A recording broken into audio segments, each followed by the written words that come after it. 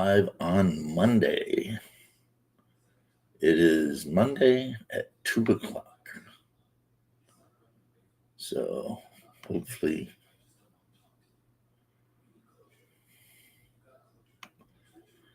we'll see who's hanging out.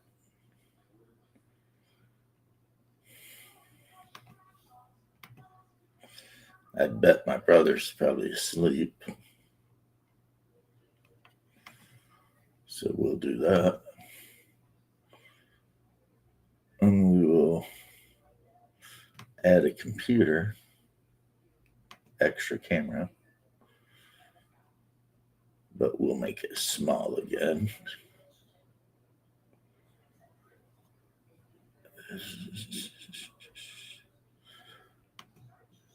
Been a lot of stuff going on lately. Doc Flamingo has really been kicking ass on his new game and his old game. So very, very, he's a fast rider. That's all. He's, a very fast rider, which is really cool, Now, the first thing I'm kind of wanting to touch up a little bit here because I have painted her and then for whatever reason stopped is this scantily clad barbarian woman. I mean, actually, she's not too bad. She's just, and like the other one, she's going to use quite a bit. Hey, well, I mean, yeah, I missed that whole that week. Not that I regret it. It was, a great time. And then people were like, "What happened to James?" I was just on vacation, man. That's all. That is all. But yeah, pretty consistent. That I guess you could say that, or you could say I stream just all the time too. I got so much work to do in this room. I want to get done today. Like by the time I'm done, this will be gone. A lot of this will be gone. I'm gonna put it out of the way into storage. And the only thing I'm actually gonna have in the room will be Call of Cthulhu stuff, fantasy stuff for D&D and whatnot, and then of course my Legions Imperialis. A lot of the stuff is I'm gonna store. I mean, an easy to get to boxes, obviously, but So I've got my note. That's going in flesh. We don't want that one. That's the wrong one. I think this is what we want here, right? Snake bite. Yeah. And I've been separating because, you got to keep them separated. I've been separating my armies because as I was building them, I was just putting them in one of the big boxes that the game came in. And when it comes time to paint them, I'm going to need to be able to paint them by what army they're in. So, Blood Angels, of course, are all going to be getting the red base coat. And my Imperial Guard, there's a couple of different colors for them. I've got like a primer wolf gray and a desert color, so depending on my mood, different units may end up like city camo or desert camo.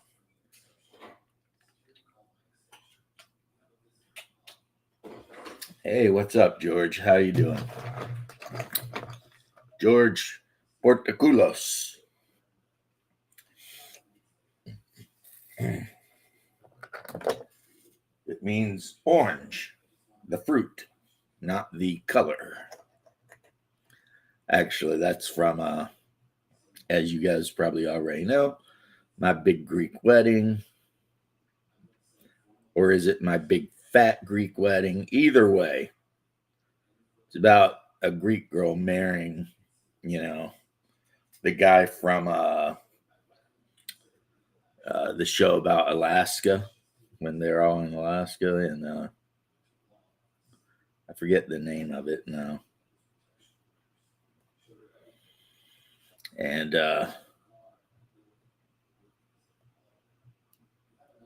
as I've said multiple times before in the past, I do have a weakness for romance and rom-coms, and that one is one of my favorite ones. It hits so many stereotypes that I'm aware of that it's like being able to laugh. Like part of it's almost like an inside joke. You know what I mean? Like the fact that Greeks will try to argue that pretty much every word ever is derived from a Greek word. But I mean, I can't just come down on my Greek brothers for that. If you hang out around Serbians, they will literally start arguing about who that they might have invented the pyramid, and that every single European people is actually a descendant from the Serbs. And then every Balkan country will say the exact same thing. I don't know if you guys remember a while back when there was a war between India and the Balkan states. It took place entirely online, obviously, but it was pretty brutal. And it all started because an Albanian woman married an Indian guy.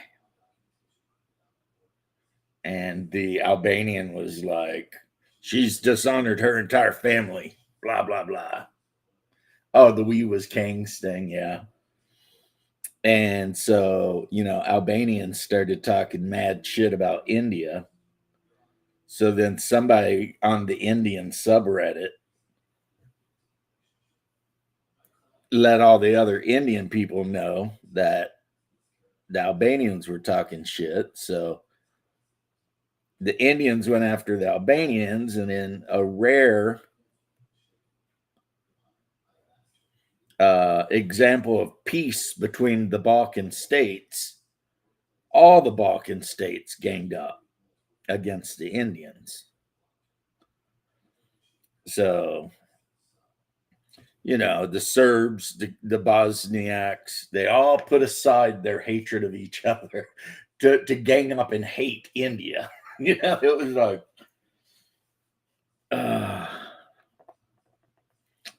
I absolutely love my Balkan brothers. I do.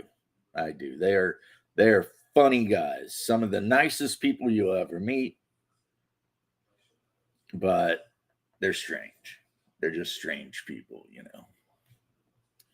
So anyway, as you can or barely can see here, we're working on another blonde barbarian or Viking type woman. And you see this one's got the shield and the bow and everything already. So that saves some time. Now I did this over here, this bit you can't see, but this bit right here, I did that in snakebite leather. I don't think I should have. I think that's actual cloth. So I may have to pick a color, like a really nice green, and go back and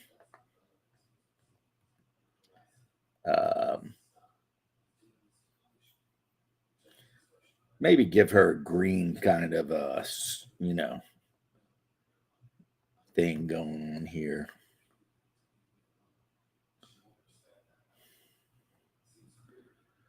And I think the green will be good too, because it will keep her from just looking like, some chick running around in all leather. Now she's got knot work on that front part, And even though I was in the SCA, I have to admit, guys, I have no idea what that would be called. I mean, that's not really very like for armor. I don't think that would be a really good idea. It seems like when you moved around that thing, if it were rigid, you'd just be slapping it into your knees nonstop and everything. And if it's soft, then what's the point of it anyway, you know? But it's funny you talk about the We Was Kings thing because I remember not very long ago having a conversation with a guy, a good guy actually. He actually works for Free League on the Star Trek stuff, but he's a black guy. And he was trying to explain to me that Hercules and all the heroes and all that the Greeks believed in and all that were actually Africans. And I was like, well, why would you say that? And his argument was because Hercules fought a lion, right? But everyone knows that lions like that only live in Africa. And I was like, and basically kept my mouth shut about it because I was just like, okay, dude, whatever. He was a really nice guy. And even though I know he was talking trash, I was just like, I'm not getting involved. You know what I mean? Like, I'll let him live his dream, right? Uh, when we all know that there were in fact lions in Greece. That is a thing. It did happen. There were lions in Greece, but this guy was like, and I'm just like, all right, okay, whatever, dude. I mean, you know, I just didn't see a reason to fight with the guy about. Really, the only time those kind of guys I actually say anything to them, like seriously, like say anything, is like when I used to go on X, Twitter before, something like that. And occasionally this will happen on YouTube. They'll post a picture of like Jesus, but the Jesus they post the picture of looks like Coolio. You know, all muscled up and shining and glistening with all the lotion and like you know, and I step in and very nicely tell them that the image they've created is not a realistic image and that it's actually kind of heretical. And I've actually had some of them, you know, be like, really? And me be like, yes, actually. And then I show them the icon of Jesus Christ Pantocrator from Egypt.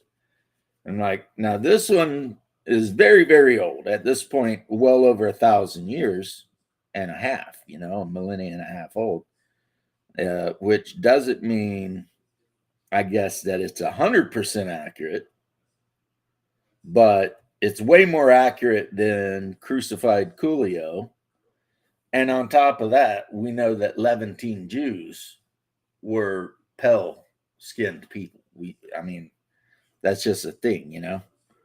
If anything, they would have looked more like Greeks than uh, Ethiopians, right?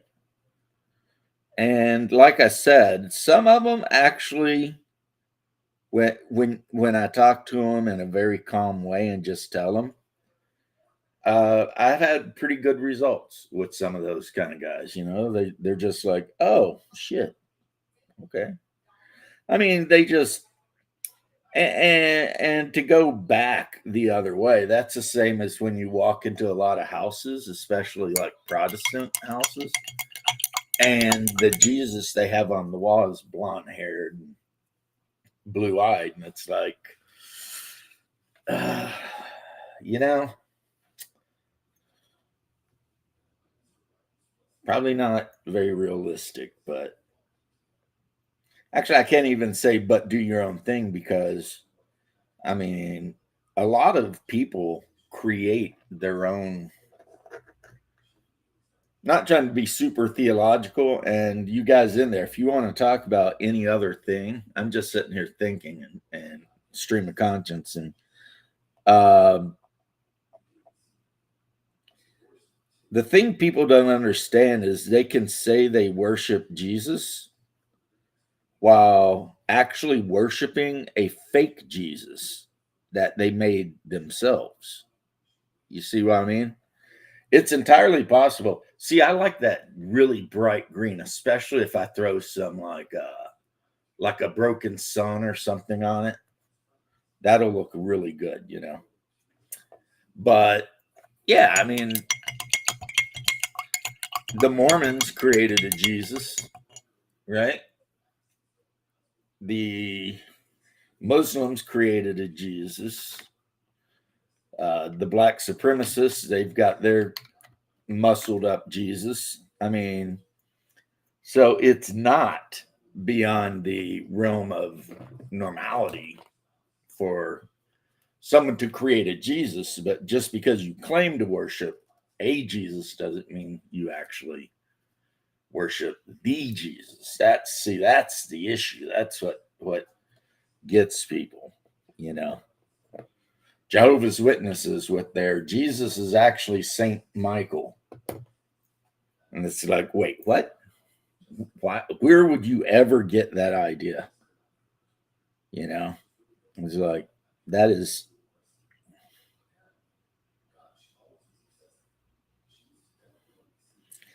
yeah, I was still thinking about the old man that I was talking to. I should have see the girl just sat there grinning the whole time and not saying anything. And I should have directed some questions at her like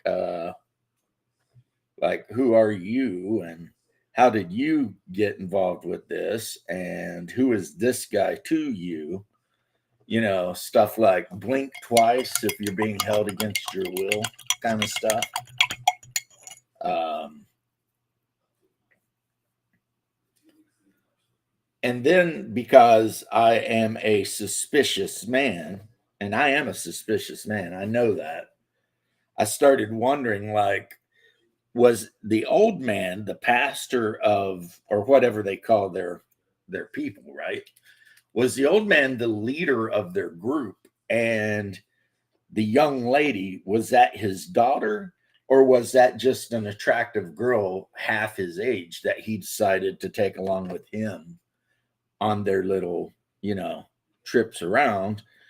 And I'll tell you what, man, that would be like a big red flag to me. Like, if the preacher of the church is like, hey, we're going to go evangelizing and I want to take, you know, the hot 22-year-old with me, even though I'm a 50-something-year-old man, I'd be like, no, no, no. 50-year-old men have no business hanging out with attractive young women. You know what I mean? That's just, unless you're married to one, it's, you know, because I know that is a thing in a lot of cultures. But so pretty much the more I thought about the interaction, the more I was like unsettled by it in a way, you know? Like, I mean, they were. I got to admit though, they were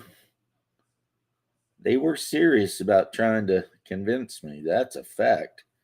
Even when I pointed out that they're non-Trinitarian and you know all their beliefs, they're like, "Well, putting that aside though for a second, it's like, wait,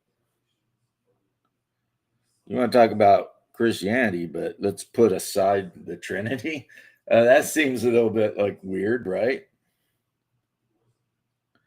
So I think next week, maybe the first week, we actually play the role playing game. If everyone's, you know, fit and down to do it, because as you guys know, we've had a lot of real life stuff jump out at people, and that sucks. But if they are, then that's what we'll do.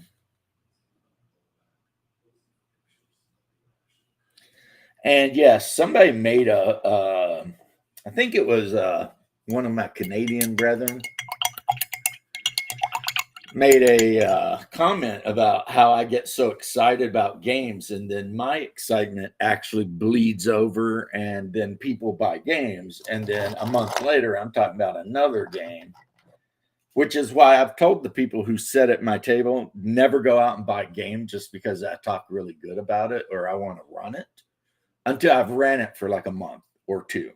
Then you can think about going out and buying the player's book, right? But yeah, the thing is like, I guess I can be very childlike when I encounter a new game. And you know how it is when you open up a new game setting for the first time, and all of a sudden you just see all this stuff that maybe, you haven't really seen before, or however it is. And your brain just starts going with all these ideas of all the cool stuff you can do, and how you're going to do this and that and whatever. And that's kind of what happens to me. It's not just like the new car smell thing. It's when I encounter a new game and it really tweaks my imagination, then I get super freaking hardcore about it, right? Like Adventure Conquer King.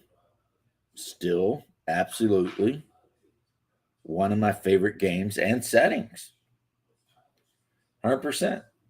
Nothing changed there. See, that's the thing. Sometimes people are like, you change your opinions a lot. And my response is, well, yes, I do. But that just means that, I'm growing, I'm paying attention to things. I'm learning new things. So, you know, my opinion on certain things has changed. Uh, my favorite example of how my opinions have changed actually is see, it looked better once it's shaded in, but you can see how I did the knot work on the front there out in gold, and I did the necklace around her neck gold. The arrows I'll probably just use like a contrast white just to show detail, but otherwise, she's coming along. I mean, by coming along, she's pretty much done, really. There's some details and some stuff I could probably add in. Like, I'll probably do the fur. I'll do a light dry brush of all the fur parts, make them look like a light gray or something. But otherwise, yeah, she's just about good to go. There's this one area right here where the shield and the flesh touch, and I was so careful to not get one on the other that there's a literal white bit there, an unpainted bit where she was primered. But okay, so we'll go back over the shield, right where it touches, right there, just easily. There we go. And then let's look and see if there's anywhere I need to. Yep, there's a bit over here where when I was doing the gold on the sword hilt, I got some on her skirt. And that's no good. So let's go around the rim of the shield. Actually, she's very pretty. This is a very pretty miniature, Yeah.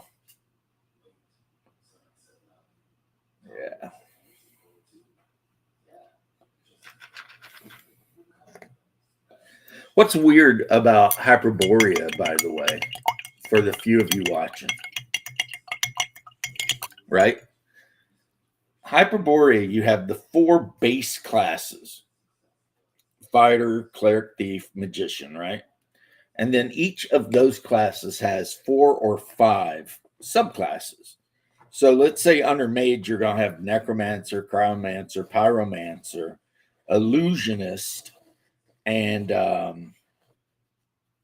necromancer, pyromancer, cryomancer, illusionist. That might be it. Witch. I think a big mistake for people who haven't got the game, haven't really read the game, don't really understand the game would be to think that the base classes are for basic players and that it's basically an AD&D clone with certain stuff just kind of changed around a little bit. I mean, it actually uses a descending armor class system. And so like a THAC0, characters have an ability called fighting ability. So for a fighter, it goes up every time they level. And you add your fighting ability to attack rolls. Plus, fighter types can start with weapon mastery, which is just another word for weapon proficiencies, which can also add +1 to hit, +1 damage with certain weapons. So, yeah, and all the fighters get at least 1 weapon mastery, but the basic fighter gets 2. So, and that's kind of the thing, you know. Clerics are actually really good fighters in this game, and your basic cleric gets a wide range of weapons they can use.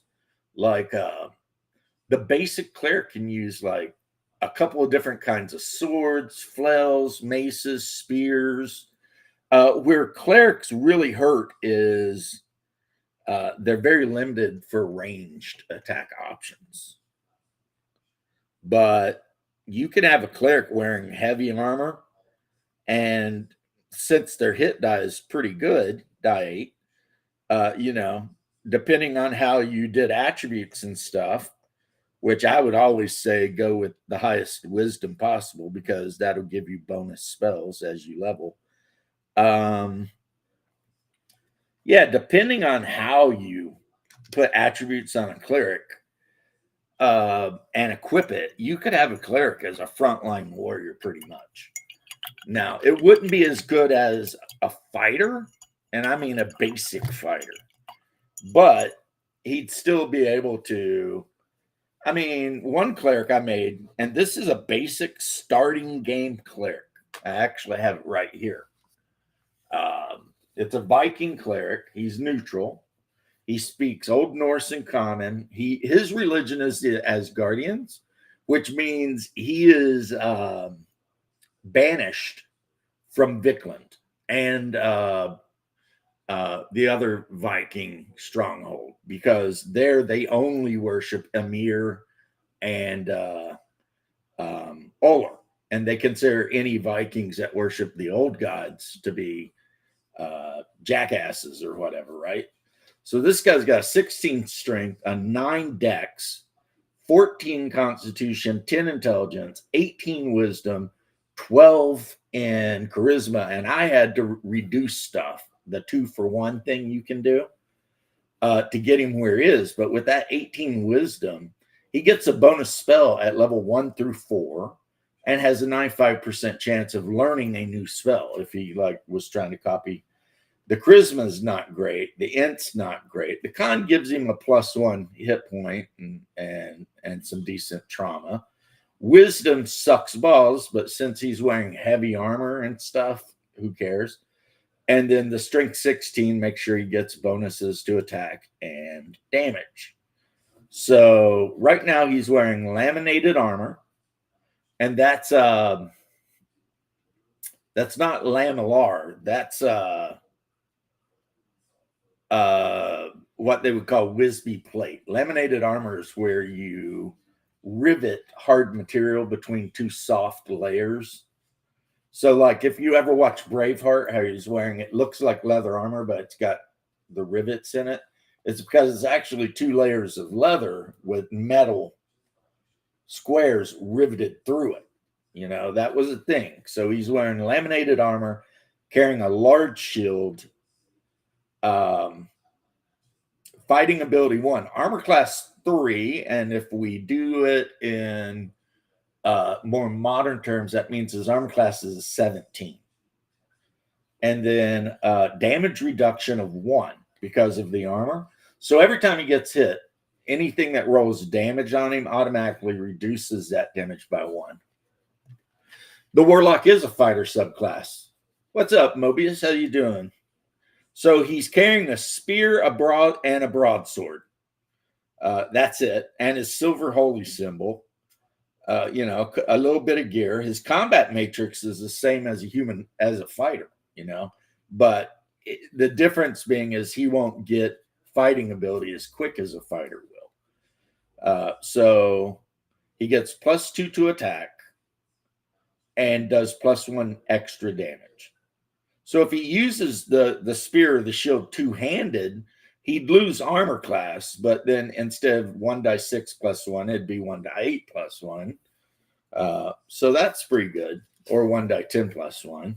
I always let first level characters start with max hit points because I'm not a jerk. You know. Also, I don't roll. I have an array that I use from 4th edition, but I allow, you know, remove 2 from one to add 1 to another.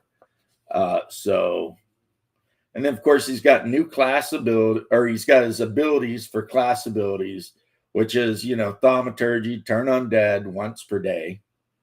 And at 4th, 8th, and 12th level, he can pick a new skill to be proficient in, and that can be any weapon. So at 4th level, if this guy wanted to pick up longbow, he could pick up longbow. You know, then you've got at 6th level, he can get henchman.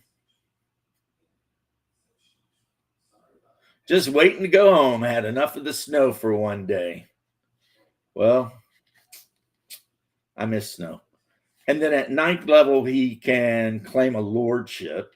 His turn ability is 1, which means he can add, you know, 1 to his ability to turn, and he can turn 1 time per day. His chance to turn a 1-hit die creature is 7 and 12. This game uses the 12-sided die for the turning. So a 0-hit die creature, which I don't know what that might be, he can turn 10 out of 12 times. So that's pretty good. Then he's got his equipment. Nothing fancy there, you know, a backpack and some bandages, and you know, because if you want to bind wounds, you need bandages, right? Then we've got the spell part of the character. His casting ability is 1. And he can cast 2 spells per day because he's got the base number of spells, which is 1, and then he gets the bonus spell.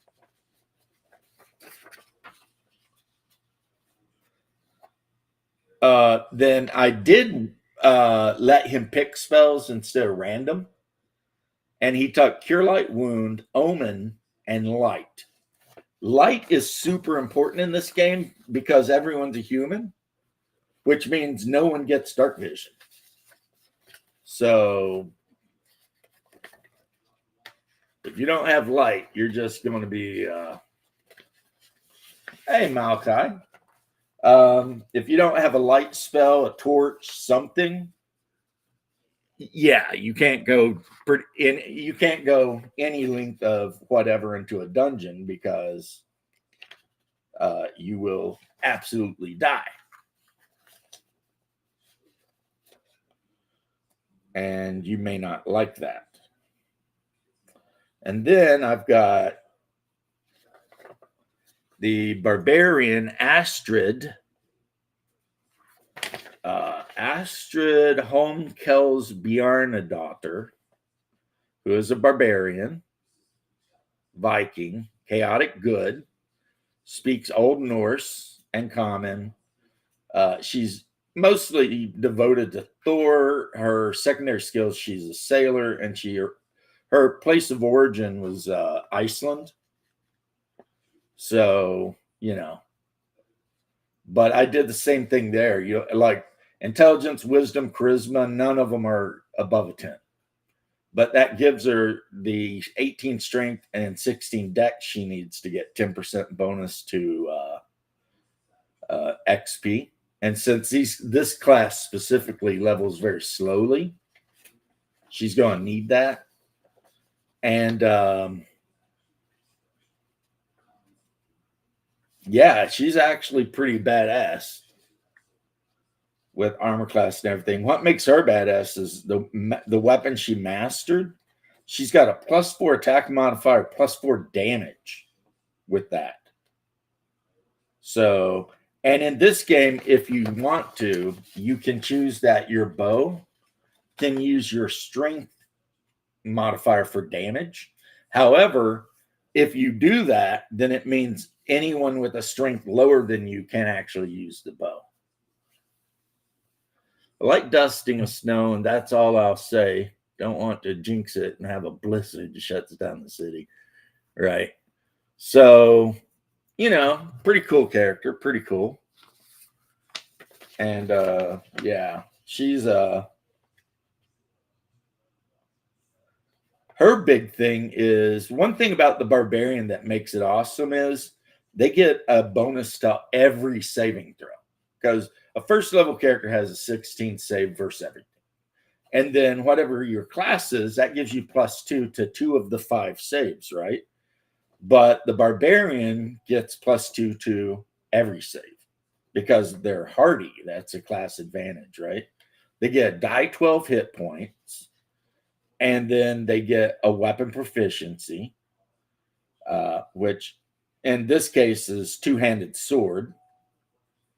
So if she were to attack a armor class 0 opponent, she would need a 15 or better. That is pretty good. THAC0 15 on a first level character is pretty amazing. Chaotic good, because barbarians can only be chaotic good, neutral, or chaotic evil. But look at like, here we go. Under class abilities, do you see how many class abilities she has? It almost, like the barbarian class, almost fills up the entire class ability section. You know, it's kind of wild. She's like wilderness survival, weapon mastery, tracking in wilderness and non-wilderness areas, sense magic, running, moving silently, which is based on her level, but as a thief, horsemanship, hardy, extraordinary strength and dex, which increases her chance to do exceptional feats with both of those attributes.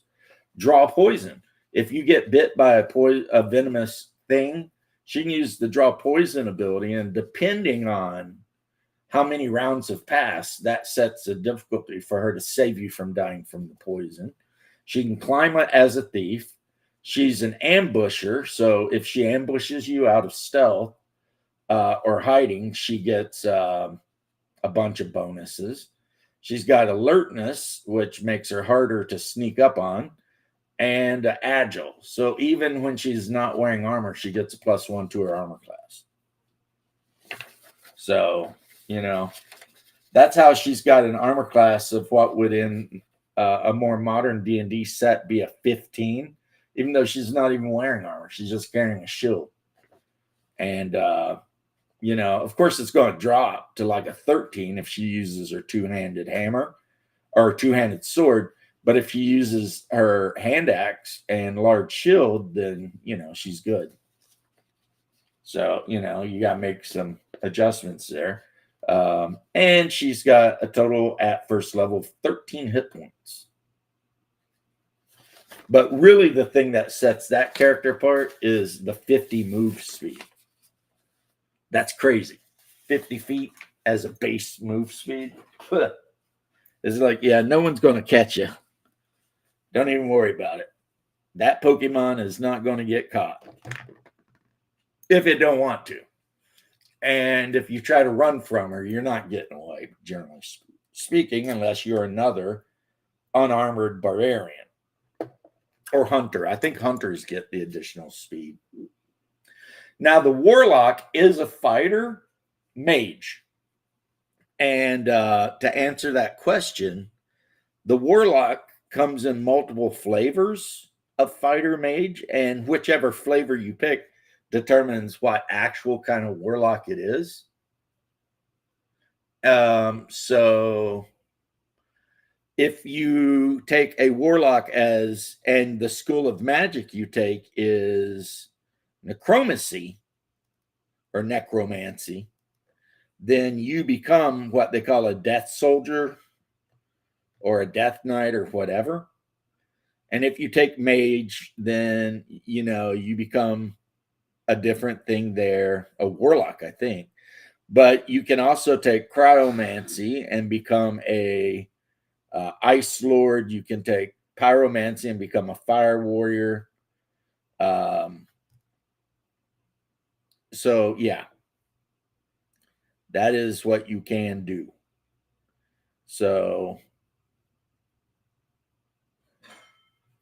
personally, the one I made ended up, because I random like the race and location and everything, I made a warlock, and it ended up he was a Roman, and named Claudius Augustus something else. I always forget that last name. Maybe I should change the last name to like Lombardo. But anyway, he is a death knight or a death warrior or whatever. So he's a warrior, but he has a necromantic spell he can cast. And the random necromantic spell, which wasn't the one I actually wanted, but the necromantic spell that he ended up with was Summon Skeletal Servant. That's a first level spell. He can cast it a couple times a day because, intelligence and all that. He gets a bonus to the number of first level spells he can cast in a day. And so, yeah, you got a guy running around wearing banded armor with a sword, shield, and javelin. I equipped him out like a Roman legionnaire, really. And he can have a skeletal henchman following around, doing stuff.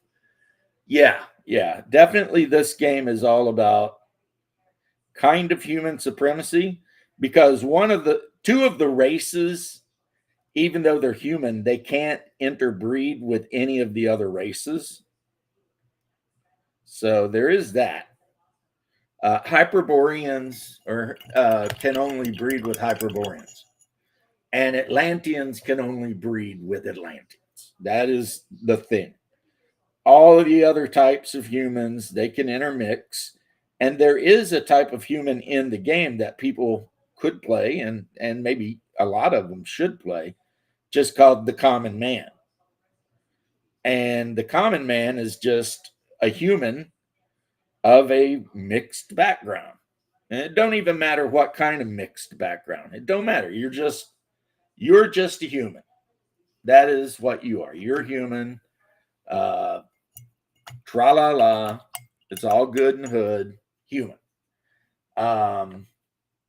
And they're actually called the common man because they're the most common, right? But Hyperboreans, even though they're considered human, they're 7 foot tall, typically blonde haired, and have purple eyes, and their skin tends to be almost bone white. So really, they're more like Melniboneans, if that makes any sense.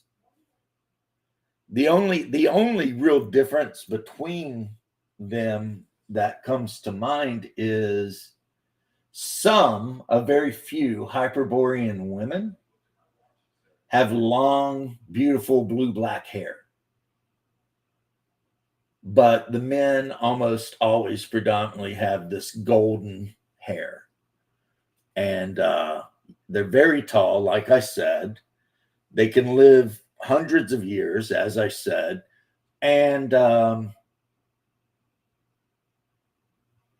they cannot reproduce with other humans, which they consider to be, barely human anyway. That's kind of a thing with the Hyperborean people. they consider like all non-Hyperboreans to be subhumans, barely above an ape. And so that does cause some issues, you know. A lot of people don't like being compared to an ape. Right? And at one time, they were the native and ruling people of the entire continent. When it was still on Earth, they were the rulers of it. But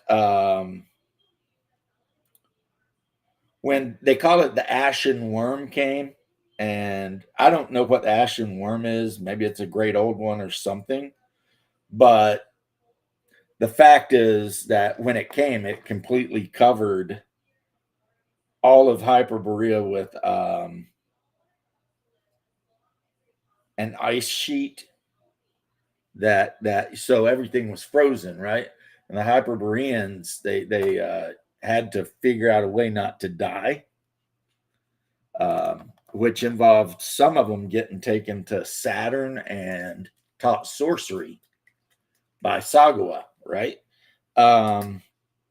So then after the continent was snatched off of old Earth, as they call it, and moved to its orbit around Saturn, the Hyperboreans, you know, returned, or those that had hidden there came back out, and they started getting back up to their old hijinks, you know, ruling over the subhumans, as they called them, and all that sort of thing. And then, because this game's full of like, and then this horrible thing happened. Well, and then the Green Plague came, and it pretty much, think about like the Black Plague, except even worse. It almost eradicated all humanity from the face of Hyperborea. And the Hyperboreans were kind of slow to get back to, you know, power. So by the time that they started getting numbers and getting their power back, a lot of the so-called subhumans that they hated had already moved into the ruins of their cities, and the Hyperboreans were just not strong enough to kick them out. So they just ended up living amongst them, pretty much. Which, okay, that's cool, you know. And for the most part, everyone gets along, even though, what's up, Doc? Beautiful stuff you've been working on. For the most part, they get along with the other humans, a lot of them, because even though in the past the Hyperborean people were incredibly cruel to all the other humans, you know, it's been like over 1,000 years at this point, so people are starting to let that go a little bit. I mean, the Hyperboreans are still ultra racist, though, like super racist. They absolutely still think every other type of human is inferior. On average, I'm sure there's probably some Hyperboreans out there in the world, maybe a player character that's like, yeah, I don't believe that, you know. You could have a lawful good Hyperborean paladin if you wanted. I mean, you know, it'd be weird, but you could do it. So, yeah. So, I don't know. We'll see. My brother's playing a Hyperborean, so we'll see how he decides to play his character. The thing, though, is he can't push it too hard, because if he pushes it too hard, then the other players will just like gang up on him and beat his ass. You know what I mean? Or kill him or something. Because the most common alignment in this group of players is in fact neutral. Now, this guy here, I did him a while back, and you can see he's a little sloppy. So I'm just going to go over him and neaten him up. I must have been in a hurry when I did him. And the reason I've decided I want this guy done is because BRC, one of my players, is playing a scout. And scouts are basically rangers, except they're based on the thief class. So you kind of have you have three kinds of rangers in this game. You have rangers, hunters, and thieves. And they all do kind of the same stuff, but they do it different. Like the scout, of course, has less hit points, but he gets more thief skills. The ranger is a ranger, and then the hunter is more like a ranger mixed with a barbarian, I guess, is one way you could look at it. Yeah, because I don't know if the ranger gets the draw poison ability, but I know the hunter does. And the main difference too is that rangers are supposedly the people who garden the borders and stuff like that. Hunters are the people who go out and actually hunt down, giant monsters and stuff and kill them. So that's kind of that thing, right?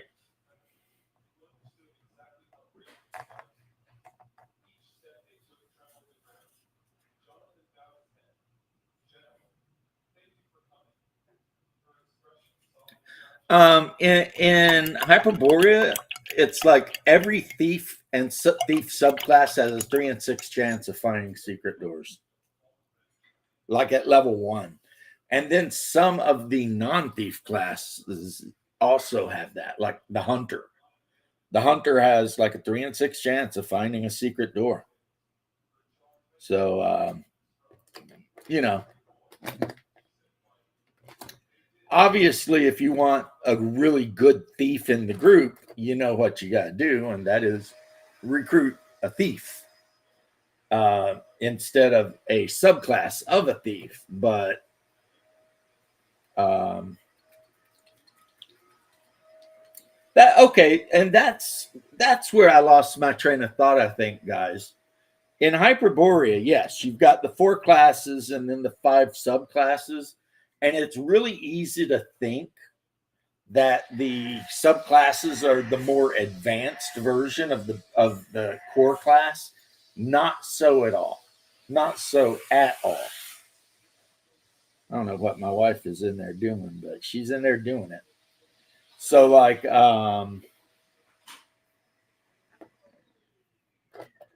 you can play any thief subclass you want, and they will always have some thief abilities and stuff like that. That's a fact.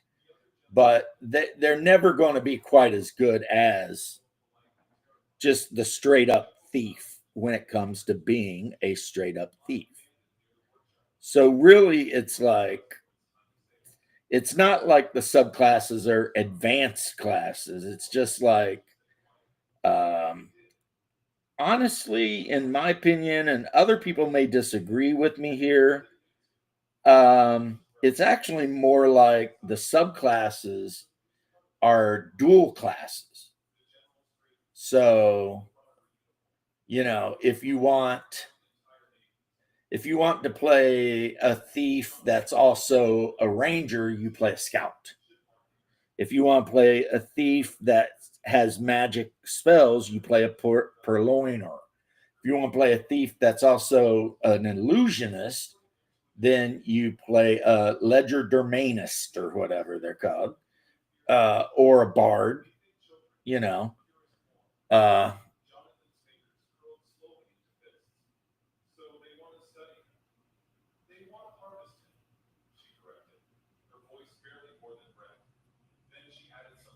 yeah, yeah. I'm actually starting to. It's like the more I read it, I have both versions of the PDF and both versions of the core books for 3rd edition. So I mean, I've got the ones I kickstarted umpteen years ago, and the collector's ones. But then I also have the, I guess you'd call it 3.5 ones where they went through and just fixed a few things. And not that I really know what they fixed, because I honestly I don't, but I'll take their word on it that they did fix something. Yeah, I like that the thief skills are on a die 12, actually. I think that's because in my own OSE game, all thief skills were on die 6s. And that worked out really good, actually, using the die 6 for thief skills. Well, the die 12, one thing about Hyperborea, guys, if you're one of those guys that's ever asked yourself, what is the point of a die 12? Hyperborea is the game that will completely, justify the die 12. It will, because you will end up using it quite a bit, depending on the class you're playing. If you're playing a cleric, well, your turn abilities are on die 12. If you're playing a thief, your thief skills are all on a die 12. If you're playing anything that uses a thief ability, whether it's a hunter, a scout, a purloiner, whatever, die 12s. I mean, the only percentile dice really I've seen are for exceptional feats. And that's kind of like, if you want to do something really nuts, you figure out what the attribute is and you roll percentile dice versus your chance to do an exceptional whatever. And if you succeed, then yeah, you do it. And it's like, yay, everybody's happy, right? If you don't succeed, then you didn't do it. And then everybody's like, boo, this sucks. So yeah.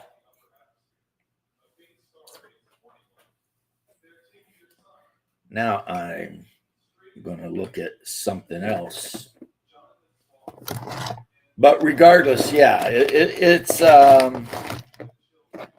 like everyone says, it's pretty much AD&D, except they changed some stuff. But it's not anything that would be off-putting to an AD&D player, I don't think, Like putting thief skills on a die 12, I don't think that some AD&D grognard out there is going to be like, oh my God, that's the worst, I just don't see that being a thing. Now, I have been wrong.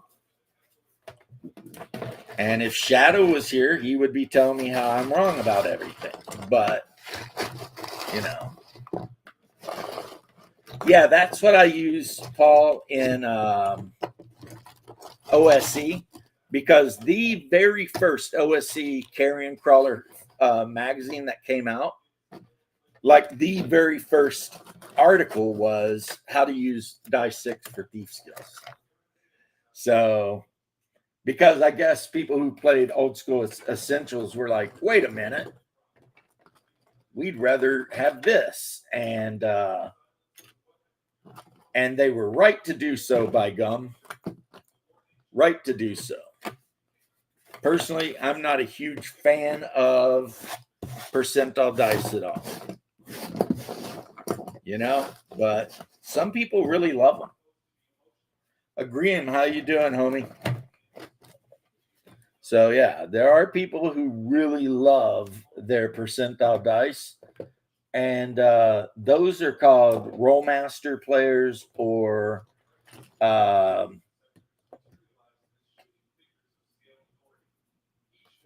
what's the other one? Rollmaster and RuneQuest. No, it's not RuneQuest. Or is it RuneQuest? The one that my homie Timmy's always talking about. Yeah, that might actually be RuneQuest. Except one you roll lower and the other you're trying to beat 100. But you're counting all of your it's like you roll percentile dice and then count up all of your bonuses.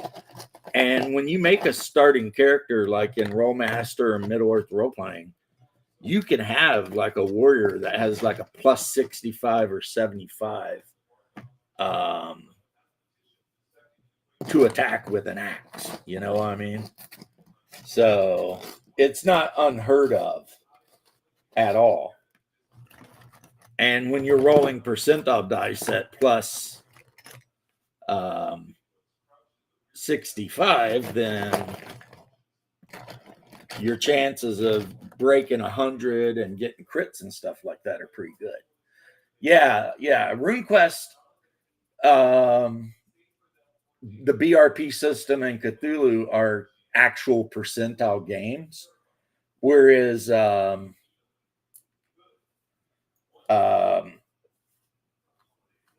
Rollmaster is a die 100 game.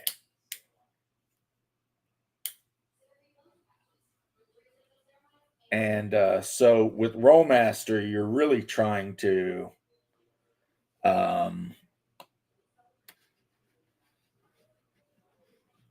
with Rollmaster, you're really trying to roll higher than 100, whereas the other games, you're trying to roll a 0-1 if you can, you know.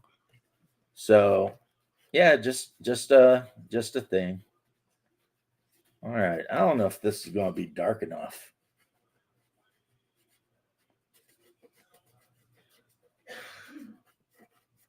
Yeah, I don't know.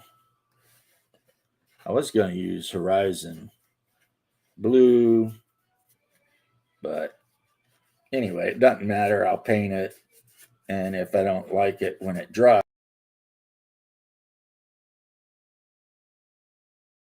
because you know it might dry darker, but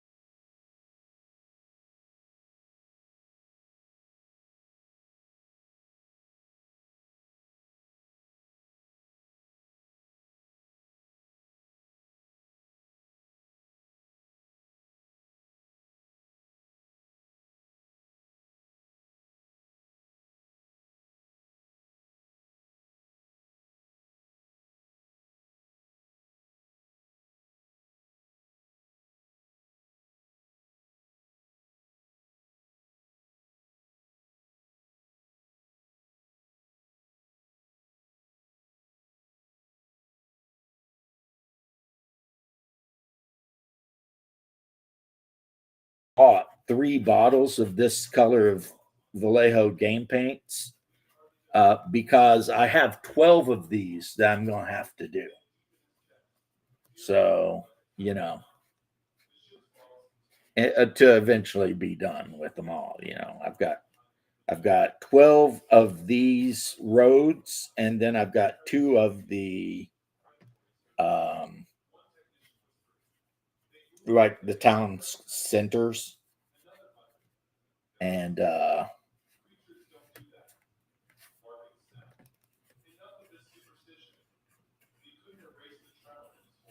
we go. But yeah.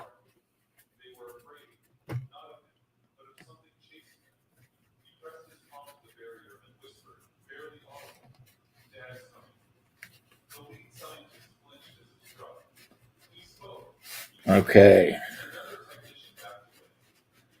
But yeah, guys, I am totally looking forward to running Hyperborea or Hyperborea.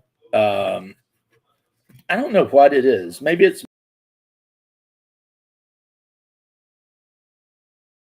my hillbilly accent that wants to put the emphasis on, you know, instead of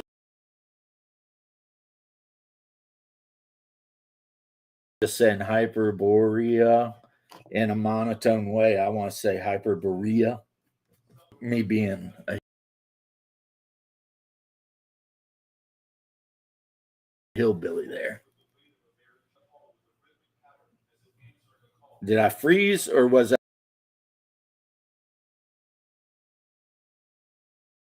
just been really quiet and still while I was painting. My internet is showing that everything's good currently.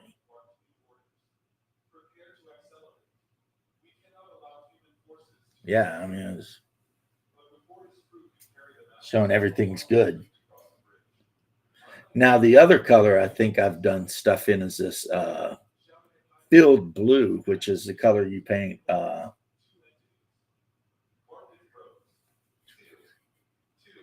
Doc, you silly man. Hyper Burrito. That sounds like that should be a sci-fi game. You know? The quest for the Hyper Burrito. And if you find it, then I don't know, it gives you some kind of abilities or something. Yeah, that'd be cool. Where'd I put the lid to this? That's a question worth asking. Right there.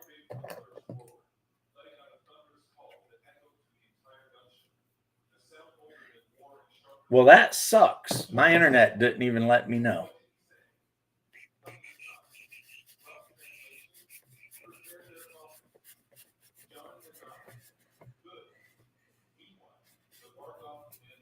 I'll tell you what, at some point, I'm going to have to call my internet provider and be like, look, since AT&T or whoever came in and supposedly put fiber optics in, my internet has been shit. Like absolute trash, Like I never used to have any problems. Now I'll be watching YouTube videos and the YouTube videos will freak out. The power of shit fire. So your new role-playing game, what inspired you to decide, less than a month or so after writing a role-playing game that you would just go ahead and do another one? Of course, I'm addressing that to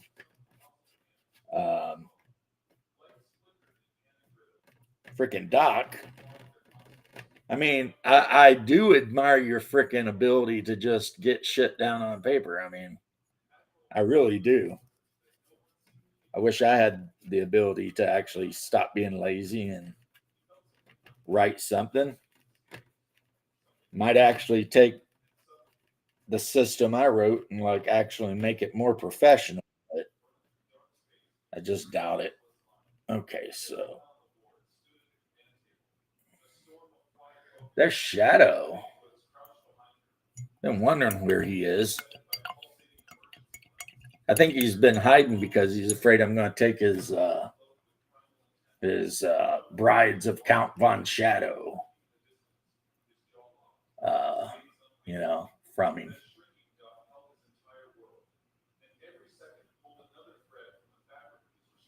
Then again, I've got my own waifu. Hey, homie. Hey, what's going on, man? Yeah, I'm just taking a break from working on it right now, actually. Really? Yes, I'm well into the game systems. Might be able to pull this off in a week, Yeah, assuming I don't go back I to work. was looking at how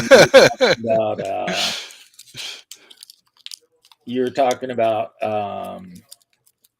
training during downtime and stuff like Yeah, that. initially I was thinking about doing a BX clone because everybody does a BX clone, but Yeah. then I was like making my notes as like I'm changing this so much that it's basically not at all anymore anyway. So I just decided to go with a completely different system, and I just wanted to try something different. So I wanted to do a class and level system, and since I'm usually very down on dice pools, I decided I would try to do a dice pool game to see if I could do it to the point where I would enjoy it. I think I got something here. Busy with holiday stuff. How can you be busy with holiday stuff 25 days from the holiday? I don't know, Shadow. Sometimes I feel like the love is gone. But yeah, I was up for a couple hours last night playing Ark. That's the crazy, like, prehistoric survival game. Yeah. I have a server on Coco's willing to play test. That's nice. That's good. Um, what I would need if I were to redo my game is just someone else to read it and edit it. Because editing and reading your own stuff Very difficult. is very You difficult. miss stuff all the time Right. because you read it the way you intended it, and you don't even see stuff after a while. Right. So I understand the point of editors now because it's like I'll probably if I ever did that, and I probably never will, but if I ever did, I'd probably like get my mom to read it. Since she's a reader, that's like all she ever does, and she's uh, got a really good grasp on grammar and wordology and all that. Yeah, I try to find somebody who's like pretty decent to give it a read through. I mainly just need like a copy edit, just to make sure I'm not missing things and making weird wrong word choices and stuff like that. Occasionally unclear stuff. I've actually worked with 2 professional editors, and I was not at all impressed with either of them. Well, I can tell you this from what I've read, which is all of it at this point. If you made mistakes, I didn't notice. So, how you doing, Satya? I hope you're doing very well, my good sir, and not being destroyed by a troll. Which always sucks. Yes, but that's like from an episode of Metalocalypse. They went to Finland and like sang a song that they weren't supposed to sing. They brought a troll to life or And something. the troll come up out of the giant lake and just start destroying everything. And the only way to make the troll go back to sleep is they had to play a special song. But since they didn't have any electricity anymore, because the troll basically wrecked everything, they had to do it on a acoustic musical instruments, which was kind of funny because like Swishgar and Toki kept calling them grandpa guitars. What am I painting? It's a playing board for the Epic game I've been putting all the miniatures together for. Yeah, this game is so BS that you even got to paint the board you're going to play on. It's like, What is this? Legion Imperialis, the Epic 40K, but it's Horus Heresy. Well, it doesn't come with a board. You had to make one. No, you could make one. I actually already have the Games Workshop 6-piece thing that they released, years and years ago. I could just play on that, honestly. But since I have so much city terrain, I thought it'd be nice to buy these city boards. They come in a box of 12. And they're 1 foot by 1 foot. So I picked up 2 boxes, and that should be 12 total feet. Are they all intersections like that, or are they different? No, some of them are straight roads, some of them are like T junctions, and some of them are like this. This is like a city center. It's got like a raised defensive position. And and you just put them together, and then you stomp across them with Titans and big tanks. I mean, they're highly detailed. I'll say that, because I mean, there's like manhole covers and the sidewalk and everything. It's like, all right.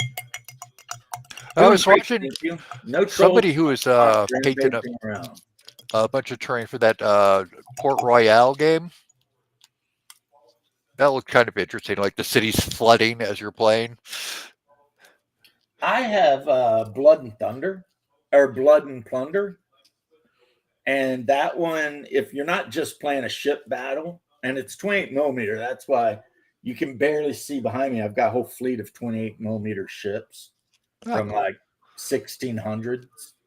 Um, you can also fight over like ports in Jamaica and stuff like that. Oh, very cool. So like you can play a game where one player, his army, it's very much like Mordheim or Frostgrave. You know, you're playing small skirmish armies.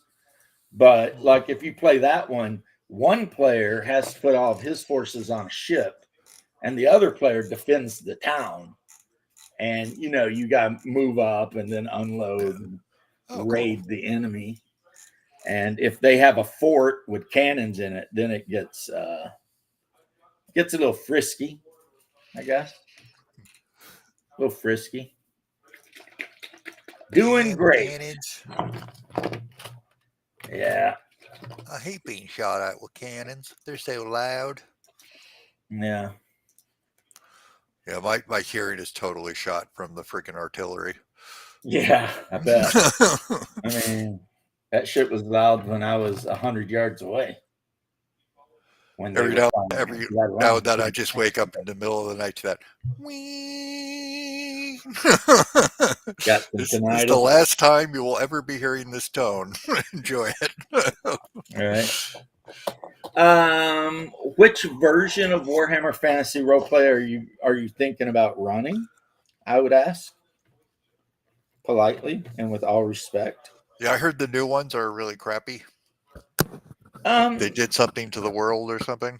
yeah, there's two, right? There's fourth edition, which is just kind of a remake of the original first and second edition, but with slightly different rules. And then there's a new version of Warhammer, which is the old world, and it goes along with the lore from the old world war game, Oh, cool. Oh, which takes place like 1,000 years before the rise of Karl Franz and all that sort of thing. Like back when the Empire was being invaded by chaos and Magnus the Red rose up, and you know, they made Sigmar an actual religion and things like that. yeah, I So, played two of the video games based on that with the Grudge Bringers. yeah, Did you ever see that? I It was did. like it was kind of like the Total War games, but came out before those, where you're moving whole units of guys. Yeah, it's like Total War, only way harder, and Yeah. because it's like it always seemed to me when I played that game, like no matter how hard I tried, I could never quite replace losses. Yeah, the second one is much better. They cleaned it up a lot because of that, because you could like get yourself in a hole that you were never getting out of. First one very easily. And that's kind of what happened to me when I was playing it, you know. Fourth edition, I ran fourth edition for 2 years. And my players absolutely had a blast with it. You know, as a matter of fact, it ended on such a good thing because, like, the guy who started out as a squire ended up becoming landed gentry. He ended up marrying like the sister of another nobleman, and like everybody ended up really well. You know, the elves went home to their elven lands.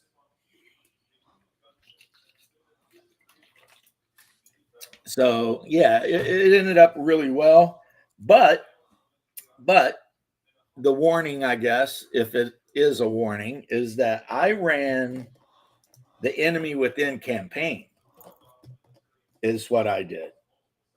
So other than winging stuff and changing stuff around, because I knew some of my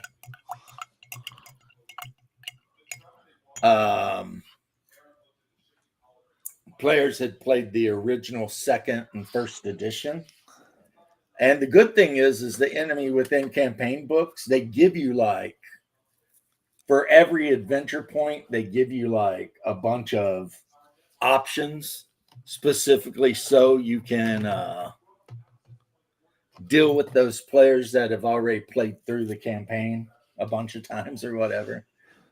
Yeah, you can just use the old lore, but no, in 4th edition, it's the same lore as we were all used to before the old world blew up. The new one, Warhammer, the old world, that uses new lore. And, if that's what you want, I mean, that's fine too. I mean, I wouldn't knock anybody for wanting to play the new one versus the old one. They're both basically percentile games. So you start out with attributes that can be anywhere between 20 and 40, or actually lower.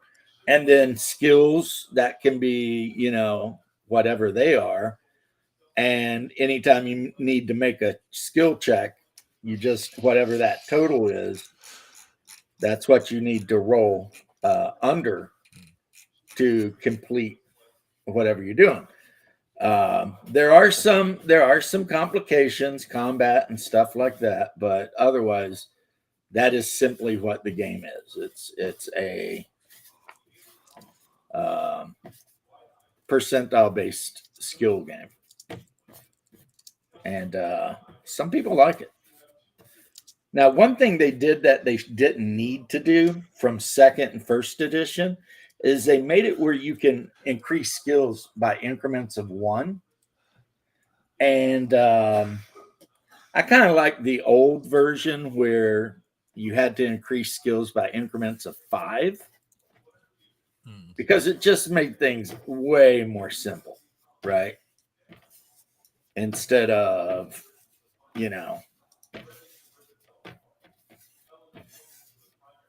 But I know why they did that, which is so that when the players are at the end of an adventure and they've earned their XP, instead of having to save the XP to get enough XP to raise a skill by an increment of 5, they can always raise something by a 1, So that becomes a thing, right? And so, yeah, I get it,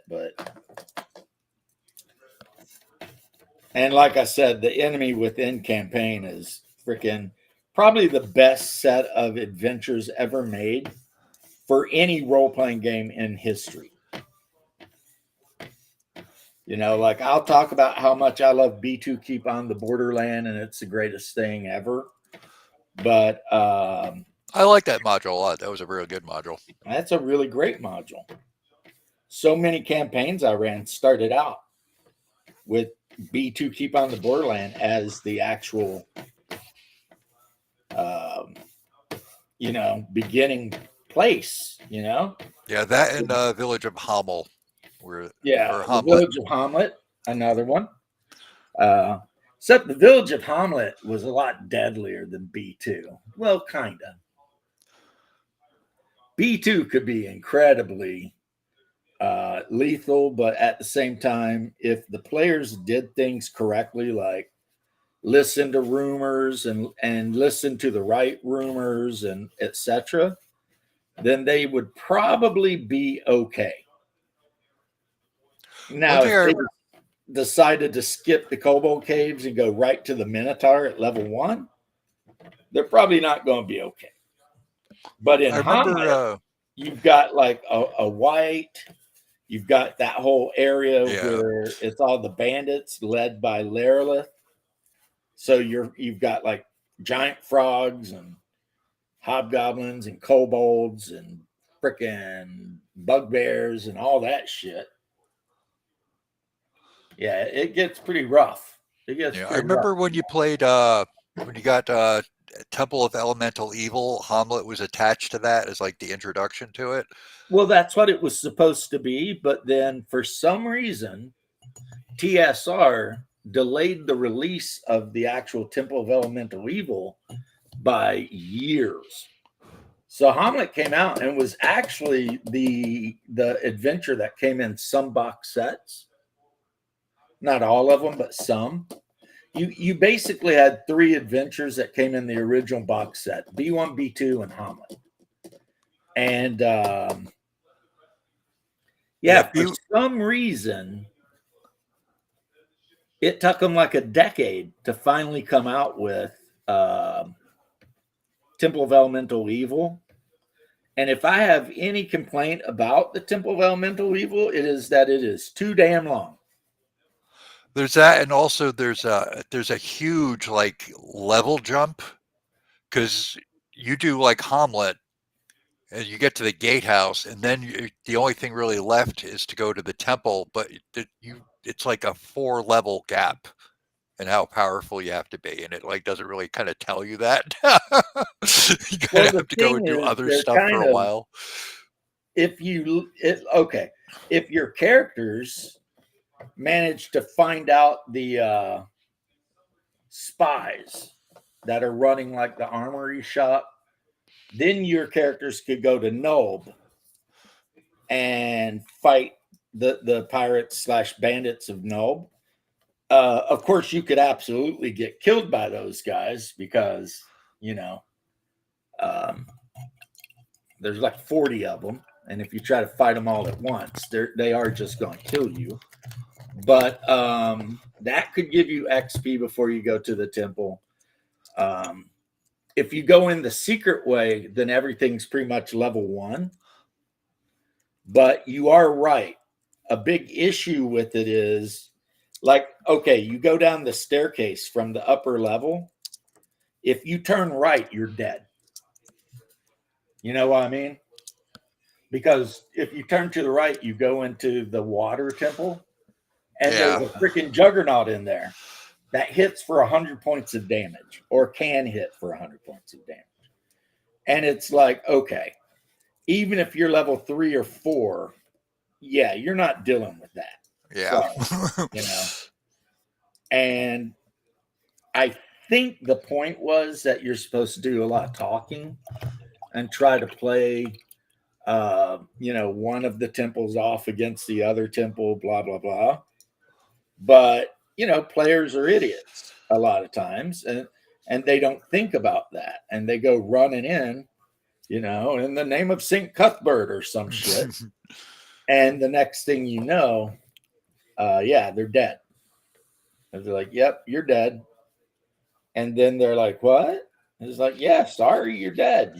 I mean, and players don't like that. That's not something most players are going to be happy about,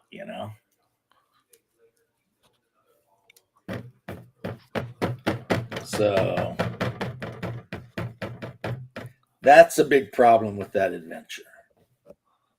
And it happens more than once. It happens if you go in at low level 2 or 3 and you take a wrong turn. But even if you're like 5th level and you're going further down, there's a couple of encounters that will just freaking gank you. Even if you're in a full party of 5th level adventurers, there's still some stuff that'll get you. So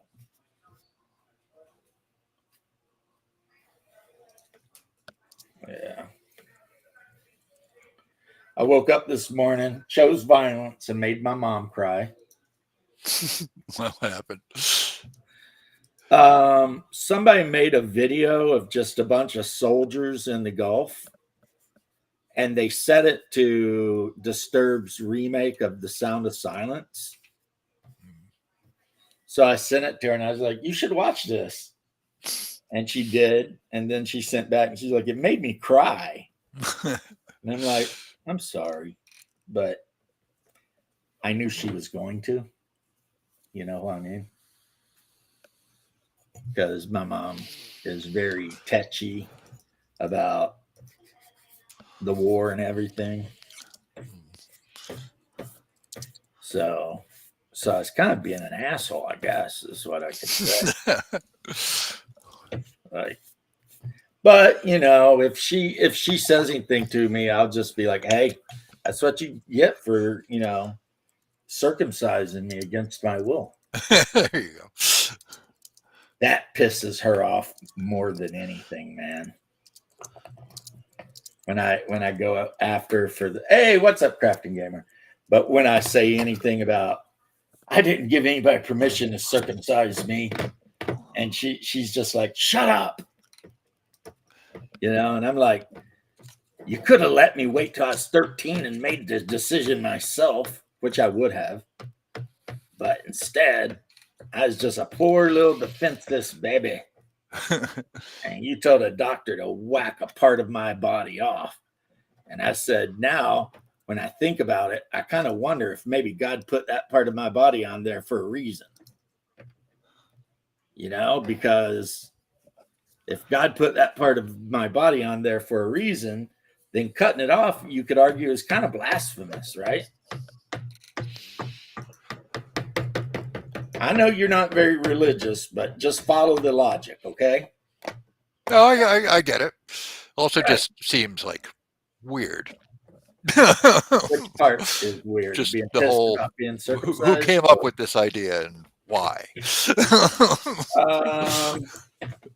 was something that came up with in the Old Testament as a way to show a covenant with God. Now, the main reason was so that Jewish people, the ancient Hebrews, could tell themselves from their enemies, the Canaanites, etc. Because the Hebrews were really the only ones that were whacking their foreskins off. So if you were a Canaanite or any of those other tribes in the area, Adamites, whatever, and you were trying to go into a Hebrew village or something, and they're like, who are you? And you're like, oh, I'm a Hebrew, bro. I'm from, 152nd Street of Hebrew Town or some shit like that. They could just say, drop your trousers. And if you still had that knob on the end, guess what?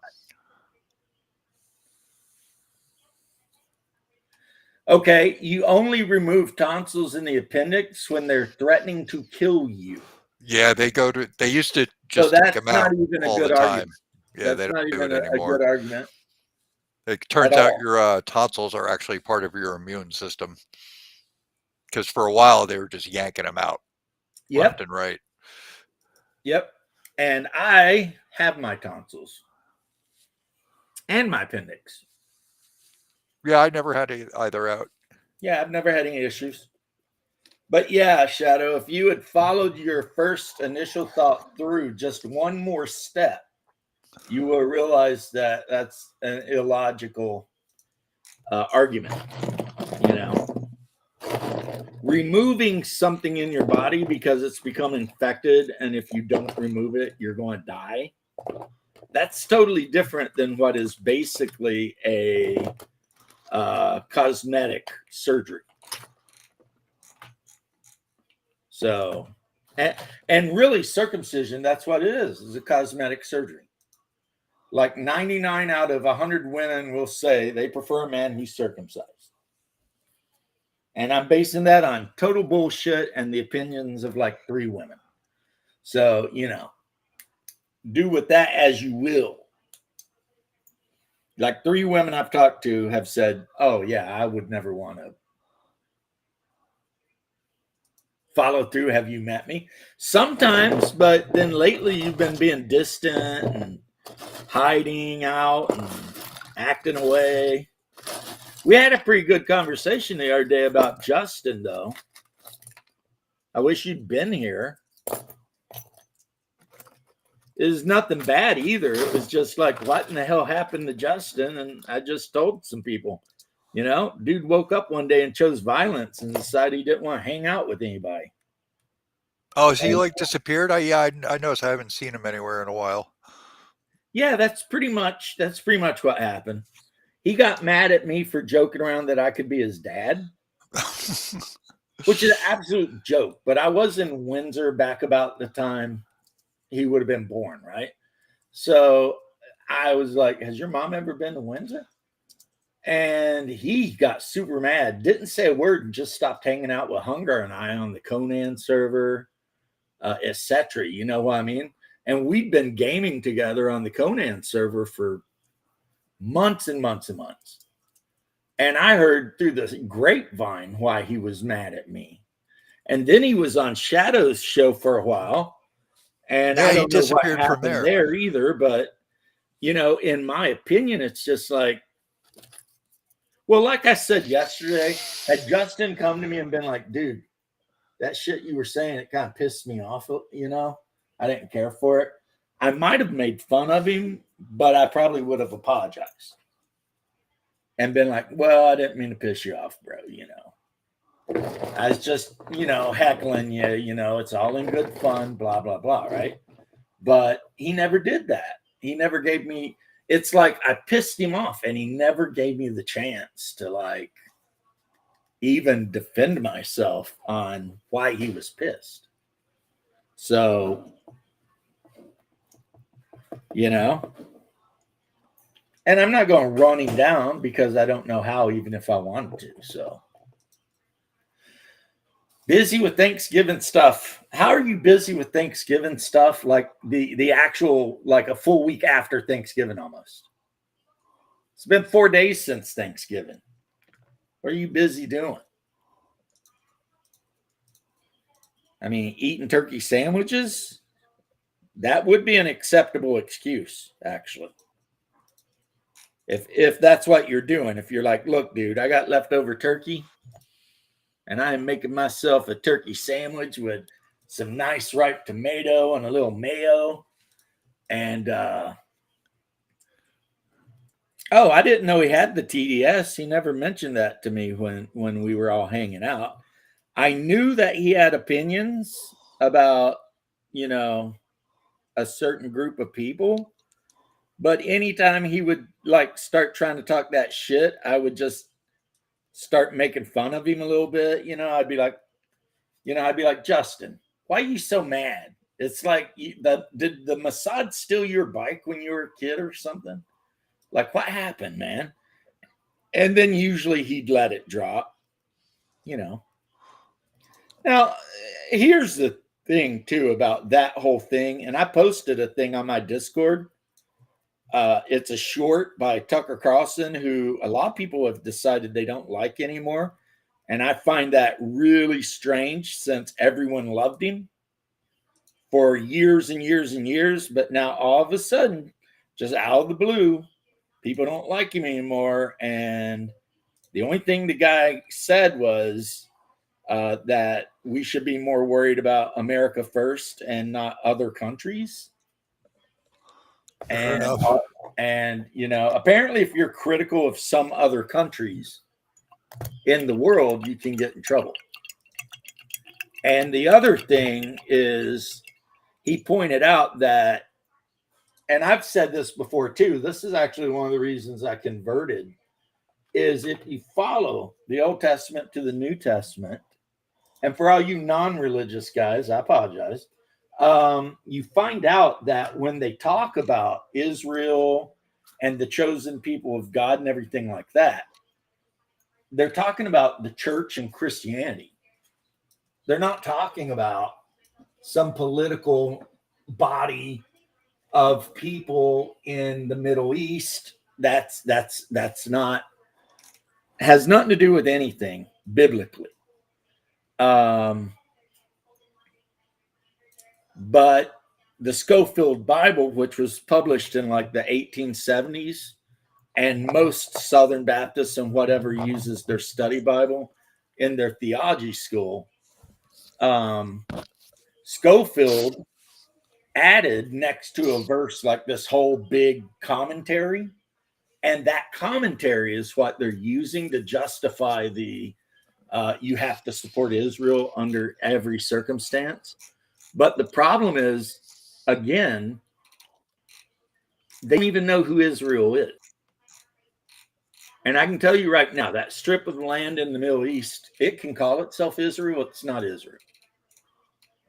It doesn't even use the symbol of Israel. The tetragrammaton, that's a magical alchemical symbol for earth and wind, I think.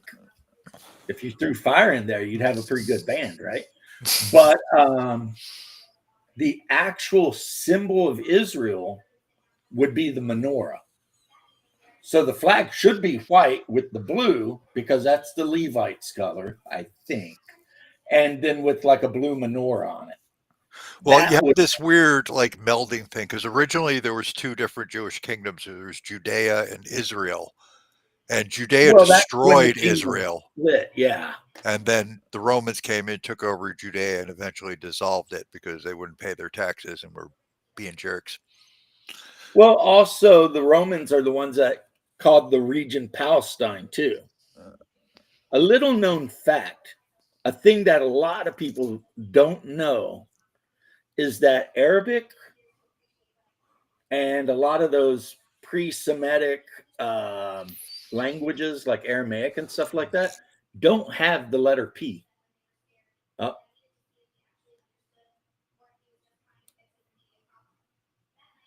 let's see if he comes back or not. But see, that's a thing that, you know, if anyone's ever arguing with you about Palestine belongs to Palestinians, just ask them, well, who are the Palestinians, though? And when they can't tell you because they won't be able to, you know, you can point out that there's no P word in those ancient languages. They didn't have the letter P. And yeah, the whole word Palestine comes from Palestina, which is Latin. It's a Latin word, Palestina. So yeah, it's mixed up. The whole thing's all mixed up. Oh, it looks like Doc's freaking internet completely freaking. Uh-oh. Yep. Yeah, I knew it, Doc. I was like, Doc's internet's giving him a problem, or Restream. You know, I keep blaming the internet for all this shit. It could just be Restream. No, Restream wouldn't make my freaking YouTube videos jank up all over the place the way they have been. So last night, I fell asleep listening to Clark Ashton Smith's Hyperborean stories. Pretty good stuff.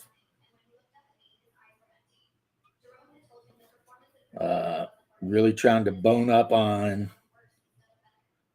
some of the history and everything of the world. Just because, actually, not even because I'm planning on running the game, but just because I find it so interesting. You know what I mean? It's just like, yeah, this is very, very interesting stuff. So I'm definitely learning more about it. It's pretty crazy too how like miniatures that I thought I would never get to use, I'm going to get to use. So I'm pretty happy about that. Like I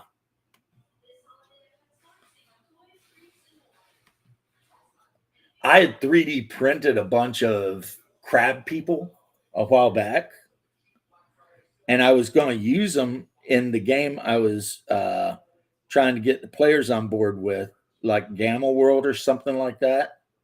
You know, Crabmen, whatever. And then now I find out that the Crabmen are actually like a major threat in the north. Okay, in part of Hyperborea. You can't really say the north because the center of the map is the north. So no matter where you're standing on the map, the center of the map is the north. So you can be on the very top of the map. The north is south, actually, what we would consider down or south. And if you're at the very bottom of the continent, then the north is Like the north is the mountain in the center. That's just the north. And I also found out that the winds that blow really hard around the edge, they may not stop you from falling off the edge. So, if you're selling a ship and you get too close to the edge and you jack around and you're not paying attention, what's up, Pizza Hawaii? Where is Agartha? Agartha supposedly is in the center of the Earth. Hyperborea is supposedly orbiting Saturn, according to the role-playing game, which is what I'm talking about, the Hyperborean role-playing What's up, game. James? 3. What is up, Count Von Shadow? Just chilling. Monday. It's December already. November just flew by, and The whole year flew by. The older I get, the quicker it goes. yeah, I think that's an age thing, not a Take care, Satya. Sleep well. Try not to freeze or get ate by polar bears. And like I was saying earlier, weekends are really busy around here. Jackie's leading the Christmas parade this year. Saber Guard, he's leading it. So this weekend I'm going to miss the game so we can watch him. Yeah, Do the well, same family's more important than role. Yeah. And he's been working real hard for that. He's auditioning today for Little Shop of Horrors. Which Yeah, is you said he was awesome. doing that. Yeah, I hope he gets the part, but he's like, if I do, I do. If I don't, leaves more time for other stuff. And I'm like, no, man, you got to get that part. I kind of like his attitude about it, because it's like, well, I'll do my best, but if it don't happen, I'm not going to be broken up, right? That's a good way to be. No, Shadow is married. What's up, Doc? Shadow married. I'm a guy, by the way. Oh, Shadow and his fan club. I don't know about that. Dang it. Yeah. Sorry, dude. That's just the way it is. And I don't think I'd change it. But, I'm not really in control of that situation with the wife having lupus and all. And her health, just. No, I think you are in control of that situation, regardless of what's going on with your wife. I mean, you're basically saying not in control of that situation with the wife having lupus. And it's like, are you saying you might be open to the idea of that? No. Staying married. Sorry. I don't mean to razz, but it did sound I've like heard it all before. open to the idea of the little. Heard it all, seen it all. It's happened on my show. Yeah. For a minute there, it sounded like you might be open to a little bit of No. Viking love or whatever. No.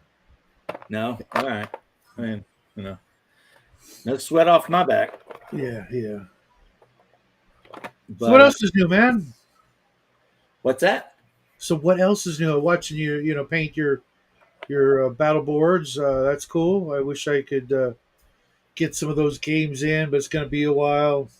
Well, I mean, this I think is pretty much just about. I'm going to go back and paint the manhole. Yeah, I was noticing when you were doing that, I would have used a sponge to, kind of slurp up some of the excess. That is a good idea, and I might ask my wife if she's got an old sponge laying around.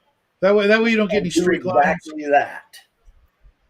Because I went a little too heavy with the wash, obviously. Yeah. And I was like trying to fight it. Are you using a homemade wash or? No, I've got this Vallejo game wash, but the problem is it is way too aggressive for this. I need to water it down about 50-50. You know what? You might want to try. I mean, it's going to end up being expensive.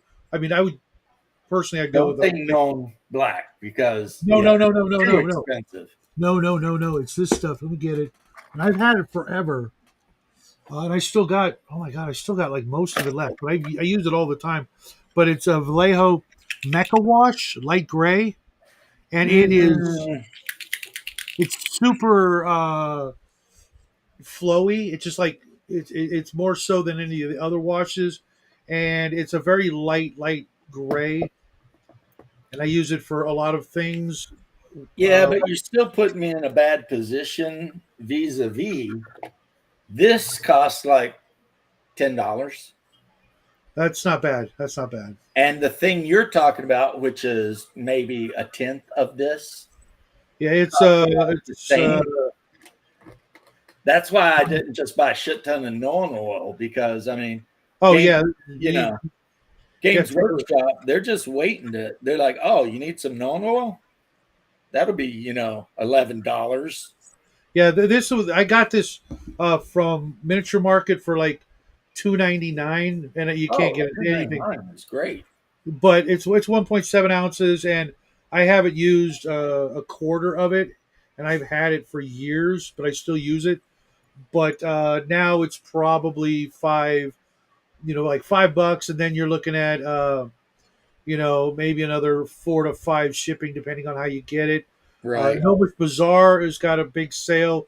I'm going to be going over there as soon as I figure out my finances and pick up some stuff. Speaking of which, I sent the Dungeon Minister a complete set of the Army Painter washes. I hope he's not listening, and I hope he gets it like real soon, because I want to see his miniatures take on a whole new life. You know how it is if you're just doing base coats and dry brushing, you're missing like half the fun, I want to say. I wouldn't say fun, but I would say this. It is a fact that you can just panel paint a miniature and then throw a wash on it, and it'll look good enough for anything. Yeah. Now, if you're a perfectionist like you, you see the popcorn, every bolt. Well, I mean that's a different situation, but yeah, I'm not that guy, so I'm not. I remember the first time I used washes, and just my eyes just got all big. Just, oh my gosh, this is a whole new dimension of painting. I used a black wash on a miniature. I was on the front porch of my old Kentucky home, thinning down Tester's black with alcohol. Oh. And then painting it on a wizard that came in a D&D Dungeon Delvers box or some shit like that. Okay. It was like a blue box. It had like a fighter and a wizard and a thief and an elf and whatever. And it had like a wizard on the front cover with someone painting it? Yeah. And it was great. the wizard that I used the black wash on. And it came out, I thought it came out great. Mm-hmm. Now, in hindsight, probably not. Yeah, and using testers, man, that's it was a bane of my existence for a while, because I used to professionally clean miniatures, like strip them and then primer them for folks and send them off through eBay. And I'm not even kidding, I made probably 20, 30 grand doing that over the course of like 2 years. And I'd get a tester's miniature, I'd throw it in the goop, and that shit would not come off. I still, to this day, have about 20 pounds of Ral Partha Battletech miniatures that some idiot painted with testers thing. Yep. And I'm not willing to like go out and buy that ultra poisonous, ultra strong paint stripper. So they're just sitting in a box. For some reason, this idiot painted them green from the waist down and silver from the waist up. And I'm just like, was there thought behind that? I don't understand. Nor I. I know for a fact there's no legion or regiment that paints their mechs that way. I mean, maybe he was thinking that if they were walking around, the silver part would be like they'd be camouflaged or something.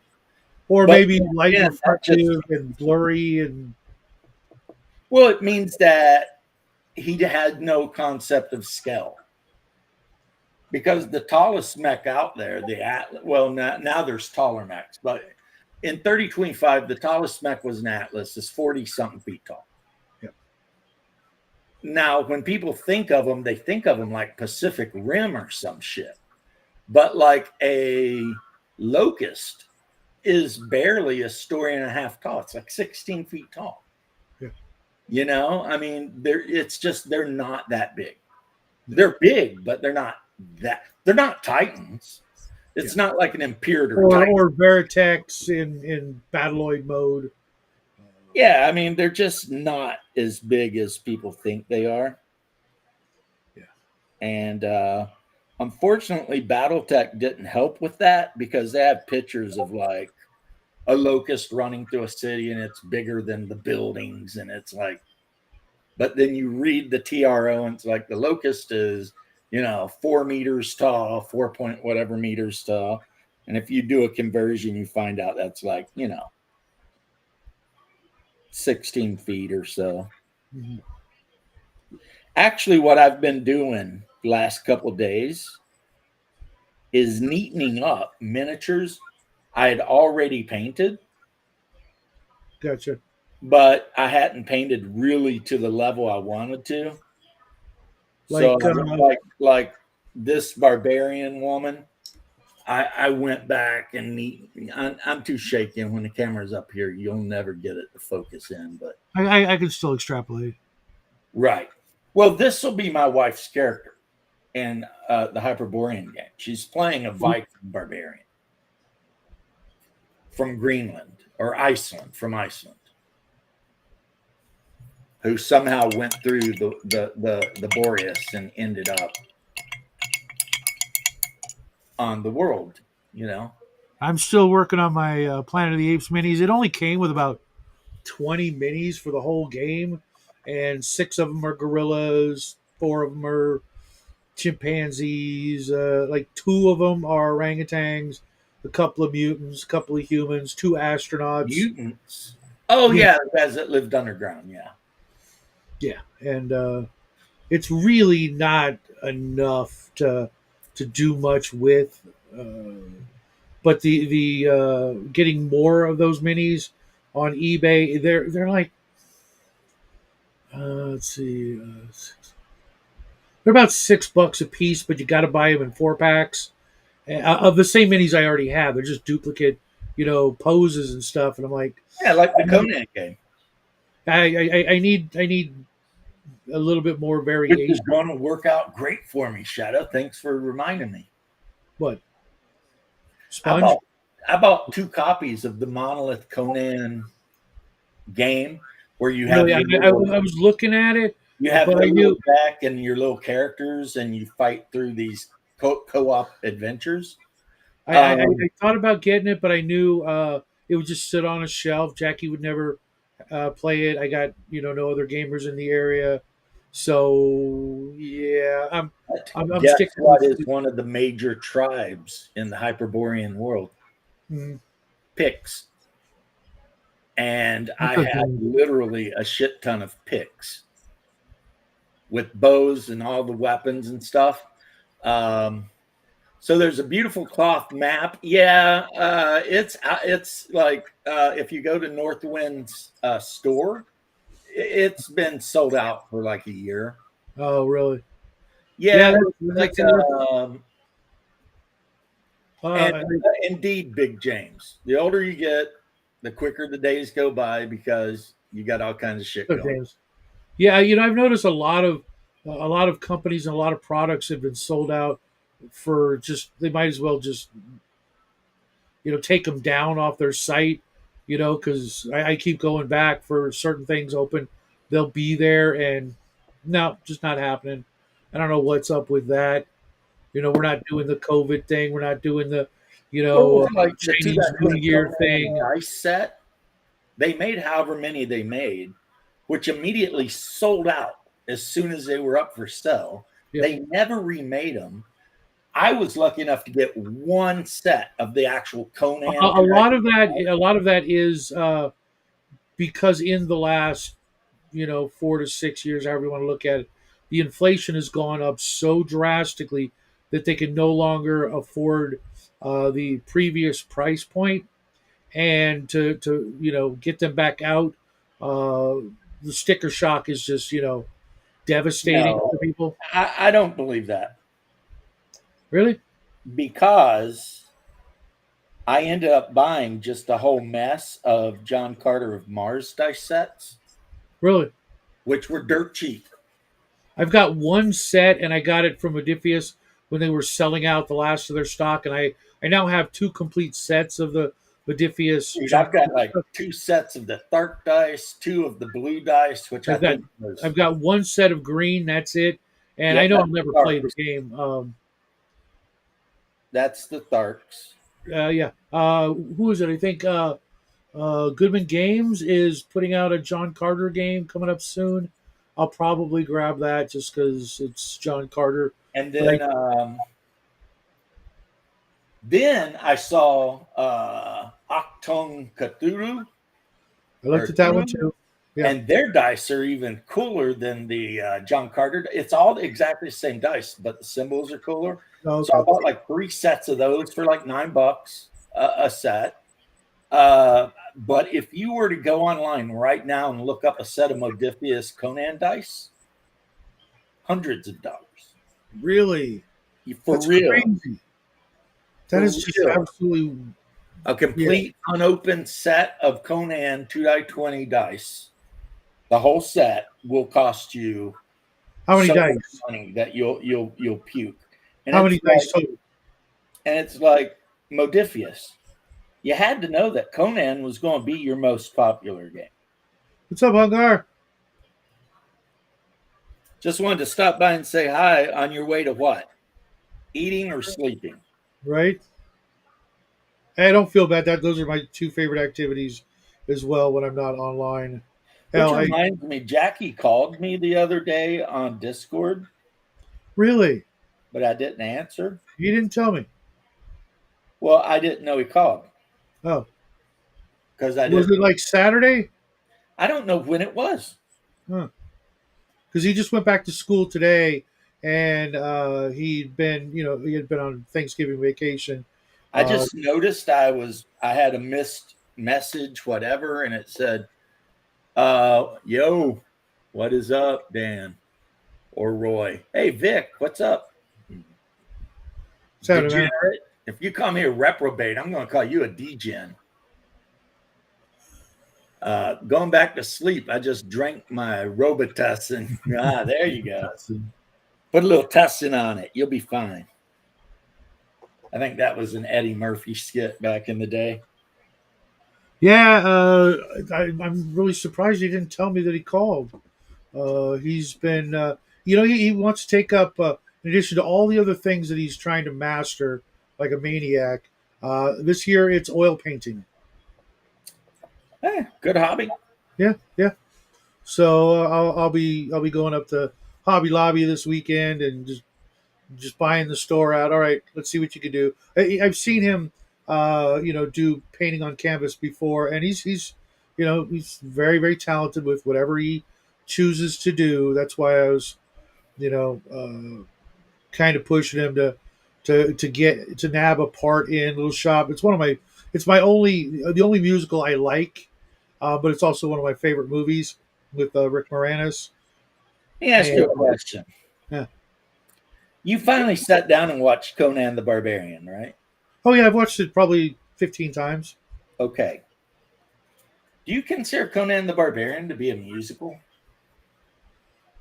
There's no singing in it, so There's tons of singing in it, like literally all the time. well, not by the actors. So, Like every time you see Conan doing something, you hear all those guys in the back,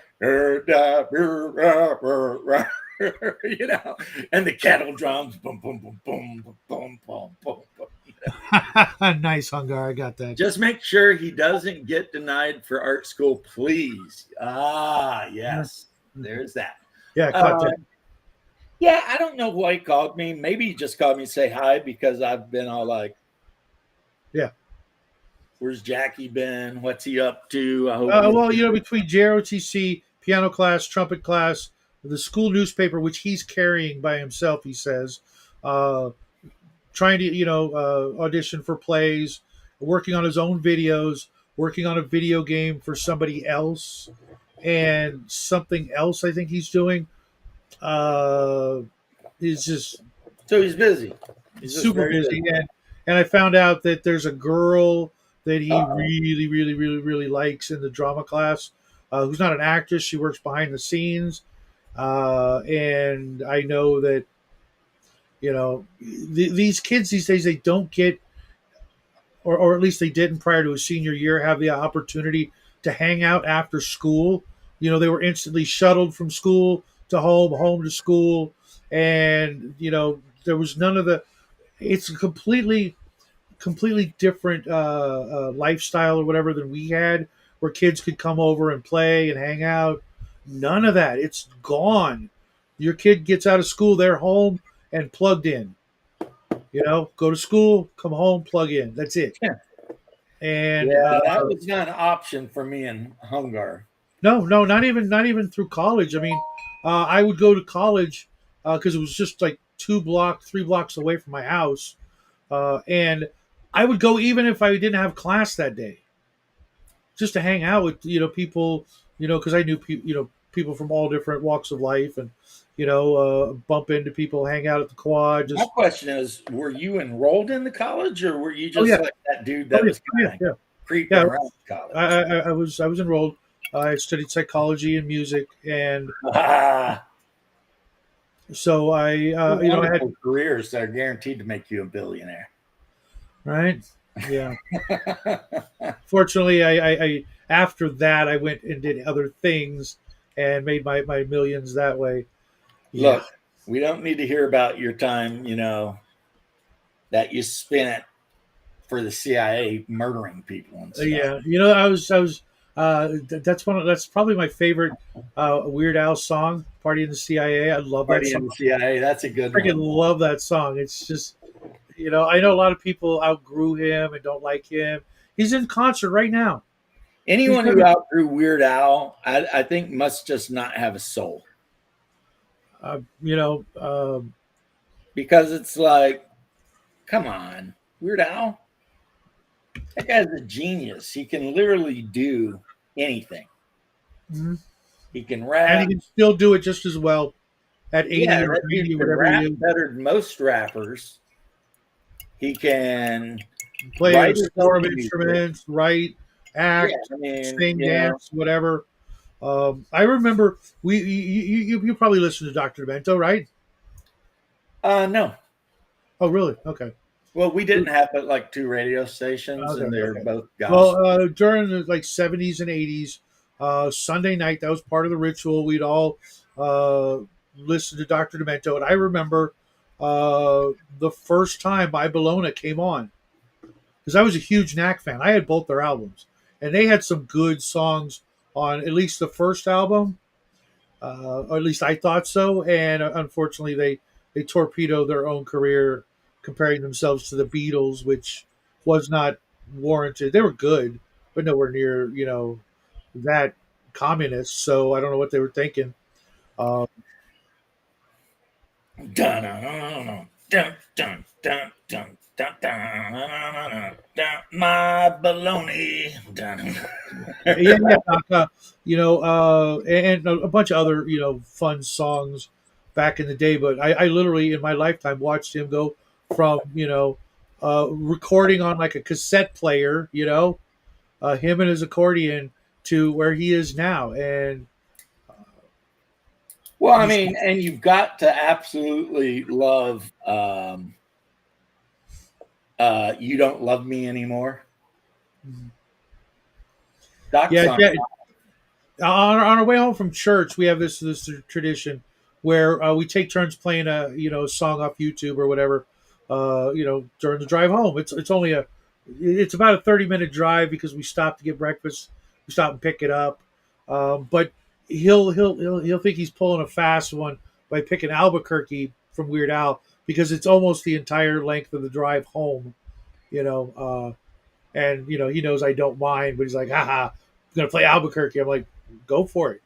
You're not hurting me none. It's when you play that mariachi crap that I get a little perturbed.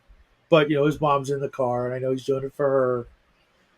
Speaking of which, he might be going to Mexico this Christmas, so it could be like the very first Christmas I have spent like alone, like totally alone, in maybe even my life.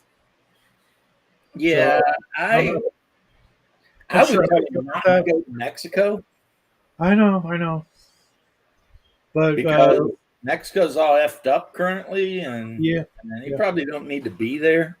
He doesn't, but we've got a relative who's getting married in the Uh, church, and there's some we've got some property there that needs to be dealt with in person, and I can't do anything about it because it's not my name. Um, but we want to make sure that it goes into Jackie's name when the time comes, so that he's always got property, I guess. property makes the man. The kid's going to do all right. He's when my old man passed away, he left me with Jack and shit and some bills, Where you going, babe? and that was it. When my mom passed away, she left me a little bit of money, but nothing to, do anything with. Just uh, My and so biological dad didn't even give me in his entire life before he died at 70 something so much as a birthday card. that's effed Nor up. did That's he effed up. ever Sorry to hear pay, that. nor did he ever pay child support. Yeah, my old man was 44 when he passed away, and I was 22. So we had our time together. I'm It was watching you. ups and downs, but I'm always watching you.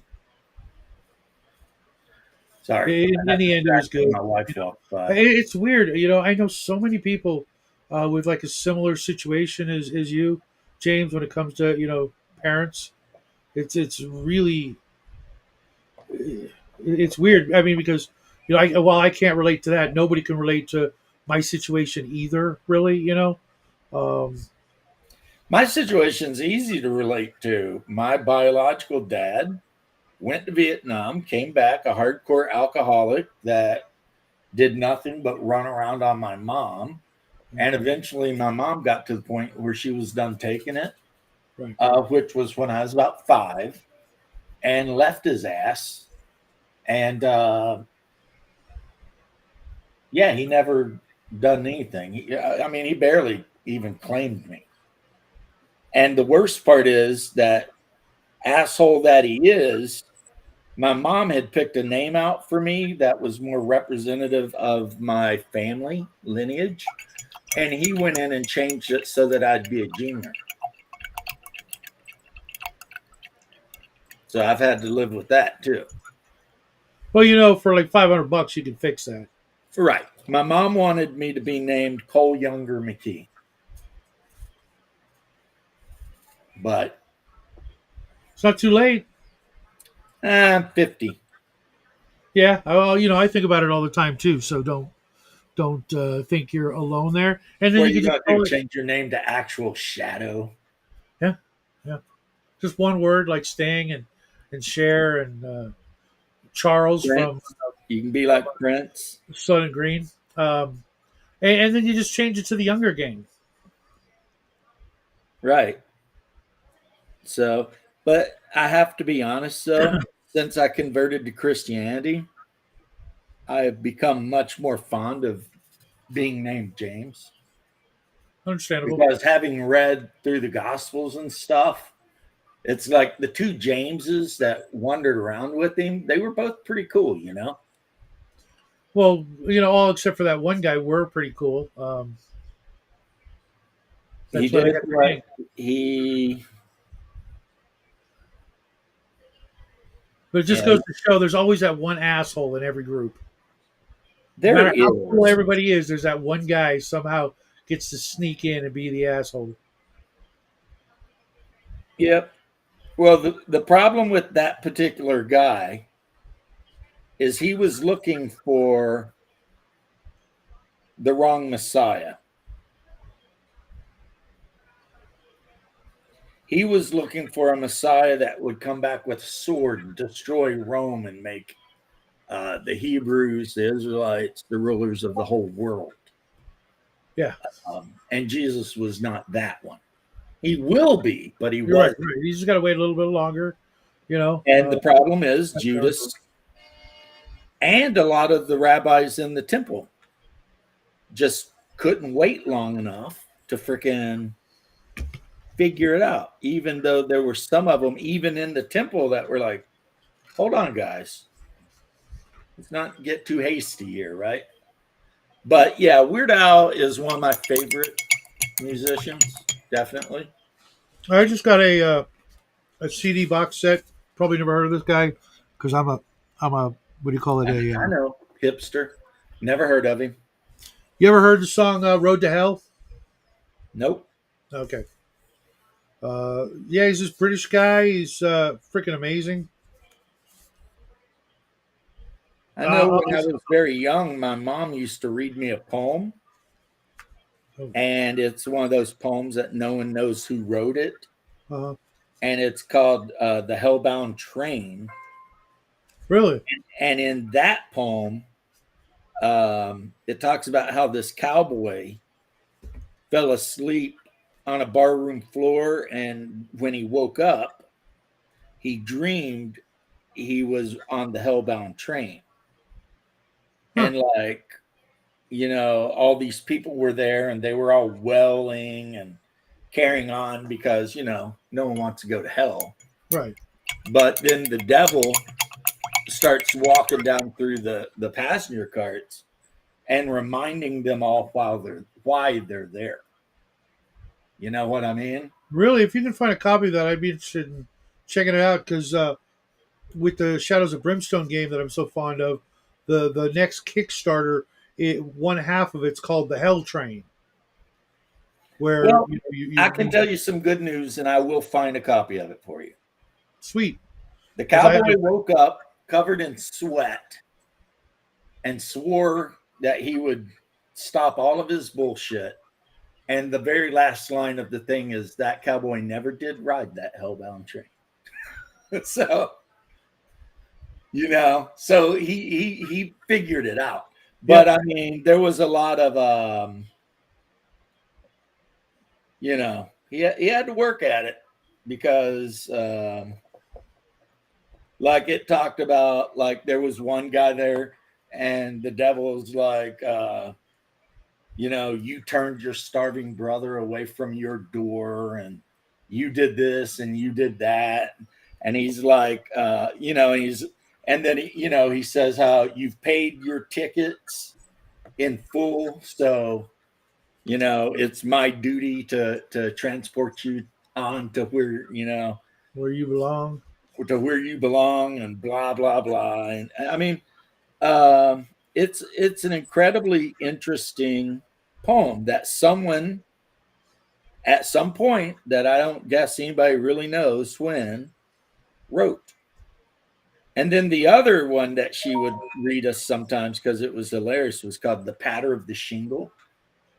And it was about a kid getting his ass whipped for being bad. Okay.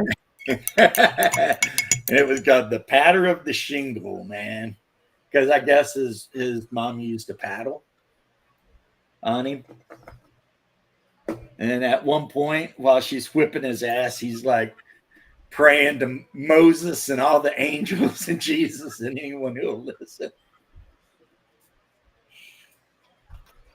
Yeah, that's tall order for some divine intervention. Right. Like, yeah. Well, the thing is, the kid had actually been an asshole. Spare the rod. So he got what he deserved. It wasn't like a. So I saw some stuff over on the Legion of Myth board, and I posted to that. Yeah, I hung out for Heathen Dog's review of Bear's game, which is funny because Bear was supposed to be doing a live show. I went over to his show, and everybody's waiting for him to do his show. And then I saw the notification of Legion of Myth, and I saw they talk about they're going to talk about Valorous, and I'm like, I bet you Bear's over there. Sure enough, he was there. instead Yeah. of on his own show. And like, well, you forgot to cancel your show. There's like a room full of people waiting on your ass. Um, but Yeah. it was they did a nice job reviewing it. Max doesn't or has a little bit of an issue buying into the not killing the bad guy, Superman sort of mentality, or the Batman mentality. I don't know. I kind of agree with him, but at the same time, that's what makes those people different. Those kind of heroes. They won't do the thing. Unless you're playing Deadpool, Cable, I can think Punisher, of, I can think of a ton of people. Blade, the Punisher, Punisher kills everybody, literally. the Shadow. The Shadow, yeah. He's not carrying those two silvery chrome line 45s for fucking, just to show them off at people. I mean, he uses them. Yep. But I mean, a lot of supposed superheroes will take a life if they have to. Yeah, if it's going to stop the thing, otherwise. Constantine. Yeah. But Valorous isn't that game. It's a very different. Well, the whole point of the game is to be valorous, to be a good guy. Yeah, but it's also Like, to pump it up to like 11, I think, as well. but one thing I would ask Bear about, since it's a fantasy role playing game, right? It's like, well, I mean, I understand you want the good guys to be like really good, but would you not consider Legolas, Gimli, and Aragorn to be really good? Because they kill. They kill. Yeah. Right, but I think when it comes to those morally gray areas is where his game differs from other games. Right. And yeah, I got it. And you're not wrong, but I don't know if I'd go along with the. First off, I don't like the moral gray at all. And secondly, I can't imagine fantasy characters existing in a universe where they wouldn't absolutely just kill their enemies. You know what I mean? Yeah. It just seems like, well, okay, it depends. If you're a knight and you're fighting another knight and you're both good and you defeat him and you're like, ha, yield, you old son of a gun, whatever, then I get it, right? But you know what it would really depend on? You're going to kill that monster. Absolutely. I think what it would really depend on is the system of justice and imprisonment.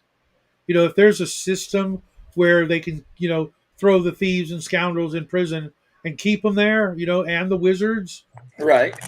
Then okay. Otherwise, sorry, I got to kill that witch. She's a witch. You can't trust her. Ain't no way around it.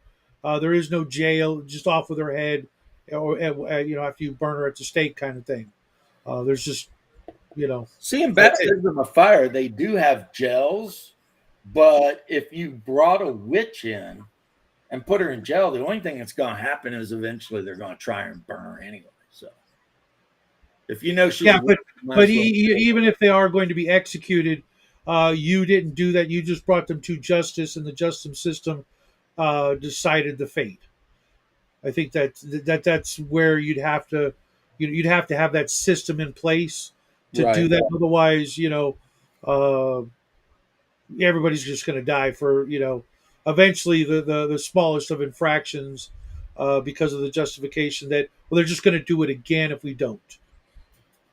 Well, I mean, you have to have a some sort of another system of redemption and the desire for said redemption in order to make that seem viable. You catch a thief and you throw him in jail and he gets out 2 years later. What's he gonna do? He's just gonna go back to the same shit. He's not gonna, get a job and you know, not do the old stuff. It's just, it's not. It just doesn't seem feasible. And if you did that like every time, they just, they mend their ways after jail. That's not what jail does. Jail just teaches you how to be a better criminal. Well, I guess um, I don't disagree with you on anything you've said. Yeah. I really don't. Um, I mean, like I said, I don't really like when things are gray, but I am playing or going to be running a game where the most common alignment in the player character group is neutral. Yeah. Well, see, that's the other thing I was thinking about. But neutral and Hyperborea means you're just mostly interested in your own survival and the and I think survival most of people close to you. most people are more interested in seeing an arc as opposed to just a straight and steady line of good or evil. We like watching the neutral or bad guys redeem themselves, or the neutral or good guys fall into corruption or that sort of thing. It's a more interesting story. The story of the knight who's always good, always been good, and will always be good. You know, isn't most people's cup of tea. Well, I mean, I can tell you this that the idea, yeah, when I say neutral for Hyperborea, don't think neutral AD&D. Well, true neutral is Think retarded, unaligned 4th edition Dungeons and Dragons. or other alignment systems. Like true neutral always struck me as absolutely retarded in Right. AD&D. There's nobody who's going to be good one day and bad the next day just to keep things balanced. How do they know what the balance is? They get this. Right. You're like a level 2. You're a level 2 druid somewhere in Sheldamar Valley. You have no idea what the balance is. Get out Right. of here. Yeah, yeah. You got Yeah, this I don't balance know. meter on your wrist. You can just check the weather results. No. Oh, I got to do evil today because reasons. Oh, 'Cause I got to do chaotic good today. Reasons. I No, did something good the other day, so now I've got to counteract it by being a dick. no. I think they misconstrue keeping the balance with, not letting orcs burn down forests. Which, You I know, mean, but it's okay when men do it. no one should burn down forests Well, no, unless you're hunting a bad guy and they're trapped in the forest, and you can't find them. unless you're trying to clear it out of monsters. But Then maybe, or elves. Then I would I was turn referring to one guy. the Batman line, when Alfred's telling Bruce how they trapped that guy in the forest and they couldn't get him, so they just burned the forest down. Yeah, Yeah. yeah. It's just, the alignment systems to this day are still crap. No one's going to get it right because, you have to admit that the human condition is freaking, Malleable. crazy. All it takes is one bad day to completely change alignments, and or one good day, or and even then, One bad day, and the next thing you know, you're heading downtown with a briefcase full of automatic weapons. love that movie. That is a good movie, ain't it? I got to get the boy to watch with me. Things go bad. Because if you think about it, like in the real world, I have literally known and watched people, change the equivalent of change alignments multiple times before they're freaking 21. So no wonder they're a freaking schlub zero leveler. You know what I mean? Because of the supposed level loss mechanic. If you were to lose a level every time you changed your damn mind about philosophy, the humanity would never rise above, first level.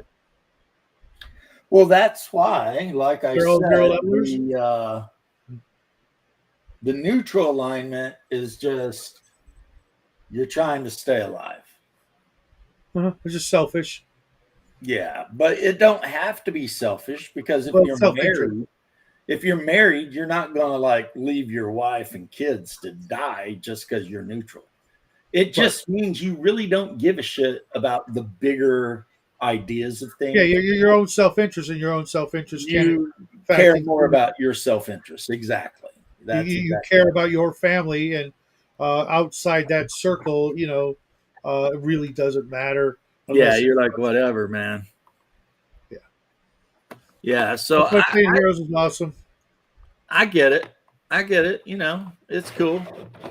Um, But yeah, I think another part of the problem is that most people don't realize is like lately, most of the people like we know, and even in the greater gaming community, everybody tries their hand at being the GM. Not everybody, but a lot of people do.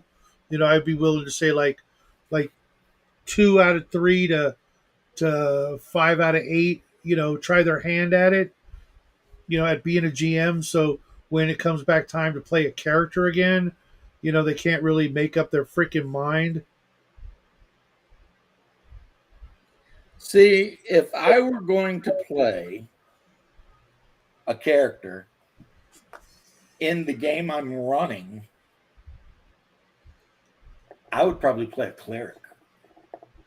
See, I'll never And I play would clerics. probably play a Chimerian cleric, and I would choose the Chimerian god Krimmer as my deity, but you never pray to him because you don't want to get his attention because he's Yeah.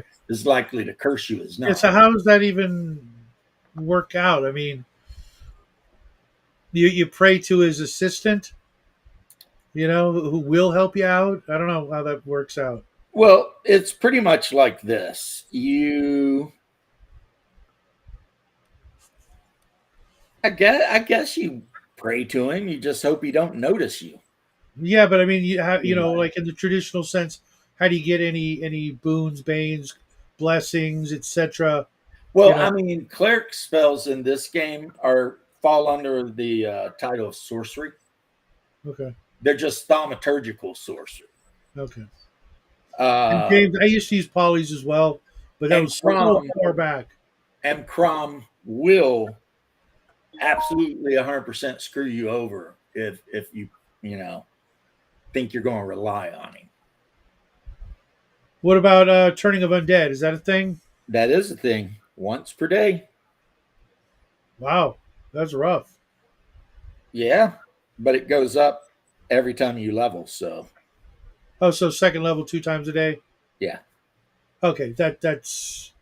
that's fair, but I tend to like in really low And the light games. turning table is actually a die 12. That's the way it was in White Box, wasn't it? I don't know. Okay. Never had white box. Oh, okay. But basically, to turn like a first level creature, if your first level is 7 and 12, That's not bad. and then if you have like your turning ability, yeah, that's like your number of times you can turn a day. You know how you have fighting ability? Clerics get fighting ability, turning ability, and casting ability. And what that is that's the number of spells per day you can memorize and cast.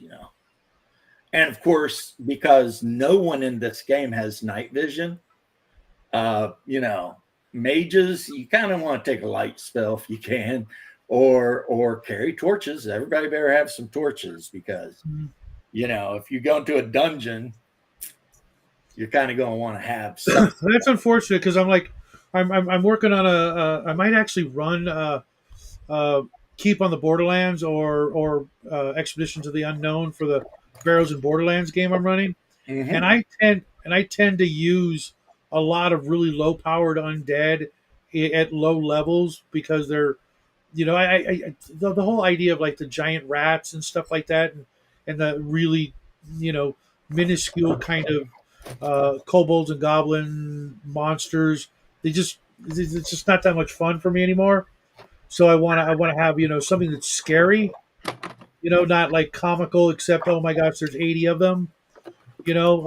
Skeletons, no matter unless you're doing Evil Dead, with Ash, undead should always be terrifying, even if there's Sinbad the Sailor, claymation skeletons clanking around. They should be terrifying, right? I mean, the whatever force can animate a dead skeleton and make it walk around with no support, and then pull out a sword and start swinging it at you. That's some serious magic. And therefore, it should be seriously terrifying. That is some necromancy, and a first level necromancer, if they choose to take the spell, can do that. Again, you know what I'm getting at though, because in most other games, it's like a much more powerful. You need to be much more powerful to even animate a single skeleton. But I can see why, if you're just running a necromancer, there's not a whole lot of crap that they can really do with if you're first running level. a necromancer or a death knight or death soldier, which is the warlock that chooses necromancy as the skill of magic they're going to pursue, and warlocks are actually human warriors, but they're fighter mages basically, and you can choose from any school of magic. A first level spell is Skeletal Servant. You can summon up, you need a skeleton. You can summon that skeleton up, and it will serve you however you want until the duration runs out. And the duration gets more and more and more as you level. Obviously. Right. Now, so I was thinking, the important spell in the game, honestly, for any caster, except maybe the cleric, is light. And then for the cleric, it's obviously Cure Light Wounds. And then the second most important spell for any cleric that can take it is light. And then Hungar's character got Omen. And what Omen does is you cast that on a friendly player, and the next attack they make, they can roll 3 die 20 and pick the one they want. I was thinking of that mechanic just this morning. So basically, it's like what do they call it? Advantage, except it's super advantage. Or Boon and Bane, or yeah. I was thinking about that, because most games it's like you get 1d20. Well, what if you had a system that had more than one ways to get that advantage? You should be able to stack them. I mean, I'm not a dice pool guy at all, but I can see why players would enjoy being able to roll more than just 120. I get to roll 4 20s and only pick one. Fucking A, yeah, I'm going to do that. I mean, I heard about this. I was looking and saw this spell, and I was just like, really? So if you have, say, a berserker who has went into berserk mode, which means they get all kinds of extra attacks and bonus to hit and damage and all this shit, and they're running at the main bad guy, and you're the cleric, and you're like, Omen. And then this bitch is running up with a great sword swinging with 3 die 20. I mean, the chance of that 20 coming up, and when you roll the die 6 for the crit, if you roll 6, that's times 3 damage, which means that would be 9 die 4 plus strength damage at first level.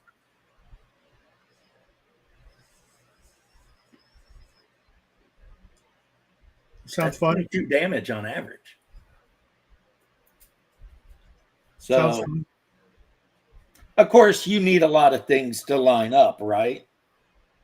Yeah. I mean, you need the main boss there. You need the asshat in berserk mode. You need whatever, but I mean, the Omen spell not already used, and you need the spell ready to go. It would help if the berserker isn't on his last hit point. Well, what they say, because I was watching a couple videos about the game as well, is that casters start out with like an incredibly low amount of spells that they can cast per day, but the magic they can cast is incredibly it can swing a whole fight, even at first level. A spell cast at the right time can totally that's why you have the magic user and you bring the magic user winning, right? What's that?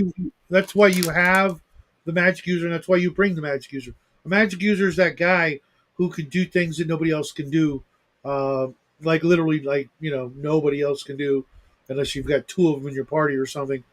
That has the ability to, to change the odds for the whole group. The cleric to a different extent, but the wizard, the sorcerer, what have you, they're there to really allow you to get away with things you shouldn't be able to get away with.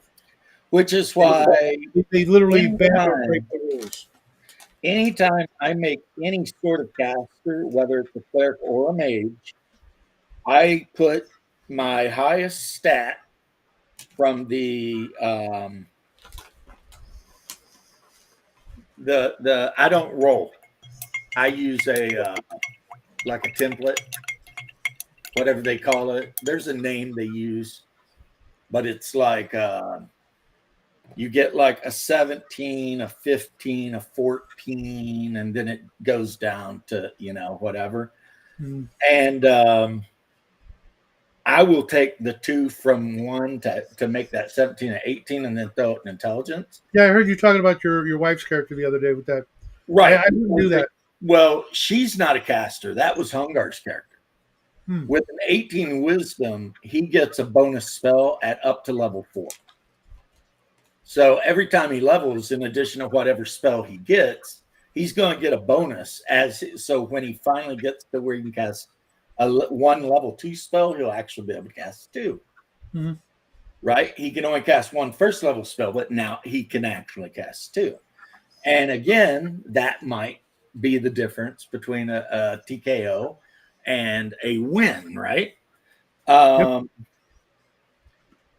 So yeah, attributes can make the difference between like putting your attributes in the right place. Here's the thing with mages in this game: intelligence, obvious. The second attribute you definitely are going to want to have as high as you can get it is Dex. Not just because you're going to get a defense modifier, but almost every mage class can use a multitude of ranged weapons. In addition, at level 4, they can pick any weapon that they're not currently proficient in and be proficient in it, which means your straight up magician at level 4 can become proficient with a longbow. Because at 4, 8, and 12, you can pick any weapon outside of your starting proficiency tree. But a lot of mages, I'm telling you what, some of the mages, like necromancers, they start with daggers and scimitars and freaking whips and shit like that. Pyromancers can use scimitars. Cryomancers can use not that you want to be in hand-to-hand combat with a character that has die 4 hit die with your scimitar, but the fact is they all can use ranged weapons too. So they're not useless, like instead of burning through the spell, except for some clerics have no ranged ability, right? But it's okay. When you think about, they can wear heavy armor and freaking use tons of different weapons. So when you think about how easy it is to learn how to use even just a short bow, right? In an afternoon, you can be proficient. Yeah, maybe. Yeah. It's not like the way all game mechanics prior to recently that thought about it. It's like weeks, months, years before you're proficient. Bullshit. I can take anybody, who's got 2 functioning arms, legs, and eyes and ears out to the field. And by the afternoon, they may not be, hitting the bullseye. Surgery. They're going to hit the target, maybe not the eyeball. Okay, and from that point on, they can train themselves through practice. And that is what this means. Any character, like in AD&D, can use a weapon they're not proficient with, but they have penalties. And it's basically mages get -4, clerics and rogues get -2, fighters have no penalty. They can use any weapon at any time. Clerics can wear any armor, use any shield, get just a whole handful. Like I said, Hungar's cleric has a spear, a broadsword, a hand axe. He's wearing like chainmail, carrying a large shield. He is more tanky than the fighter in the group. He's got less hit points, but his armor class is way better. You know what I mean? But mages, a lot of mages start with at least one or two ranged options, like short bow. But as soon as you hit level 4, you can pick crossbow. Yeah, I've always had a problem with those mechanics where you have to wait a certain point. It's like, really, what are we doing today? Oh, GM says, oh, whatever you guys want. Okay, I'm having the fighter teach me how to use the longbow.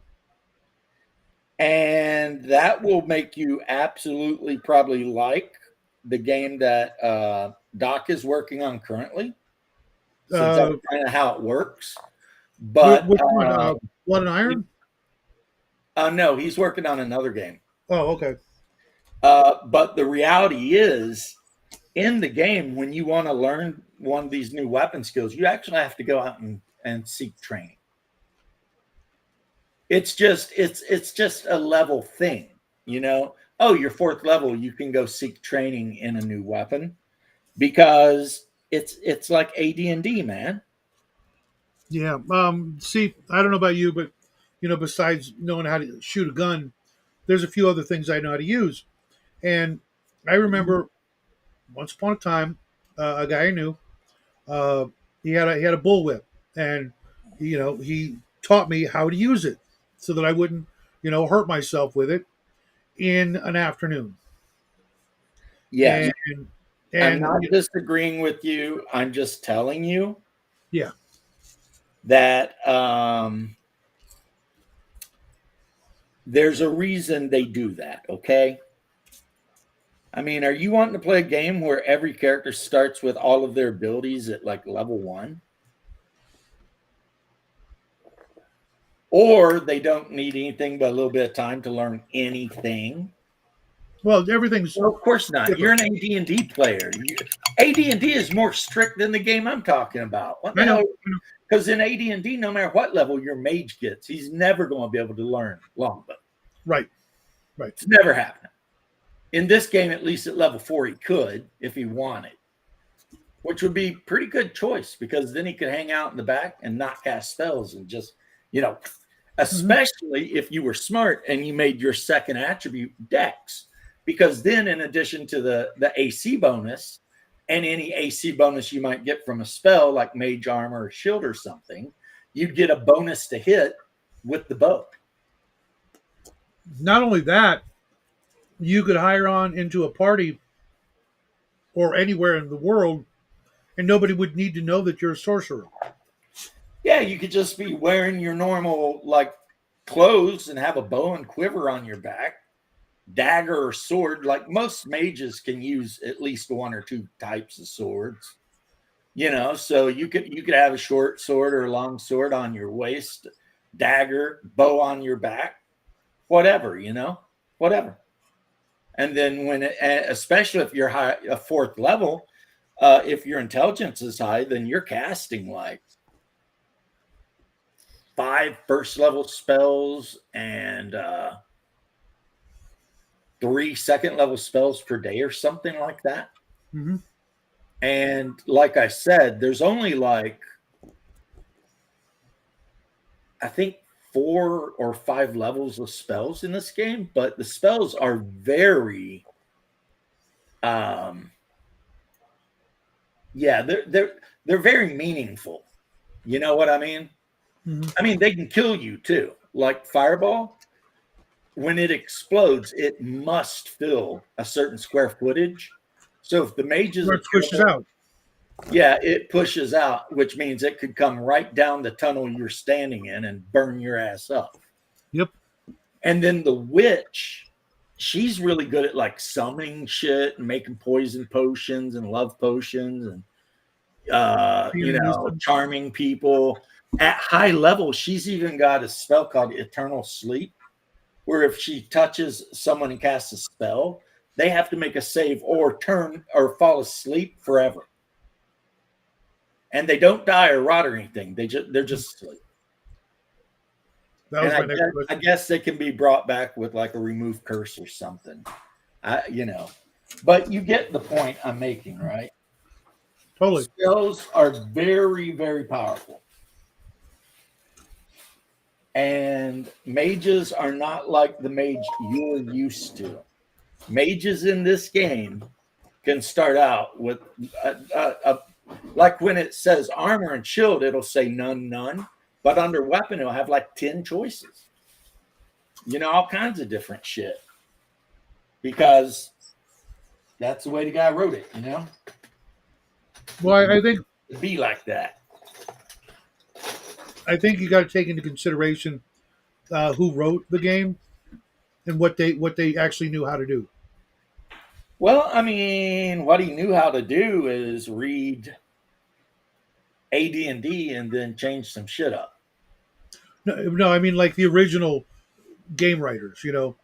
Um, Oh, you mean like Gary Gygax? yeah. I guarantee. Maybe they knew how to use a rifle and a pistol. Maybe even took the bow out. In high school or something. But actually knowing how to use a sword or a knife. Gary Gygax spent some time in the Marine Corps before he got really sick and they let him out. But like I said, I don't remember them teaching you how to use the sword in the Marine Corps, unless I mean, they do have those sabers, bro. Yeah. And but you know how hard it is. You know how hard it is to you get get it for free. Otherwise, you got to buy it. It's not easy getting to that level though, where you get one. After your training, like I said, the top recruit is presented one for free, and then everyone else has to go to the PX and drop like hundreds of bucks on one if they want one. Mm-hmm. Sucks, but whatever. The Army don't even get swords unless you're an officer. You can get like an Army saber, but you got. I didn't know the Air Force had them either until just recently.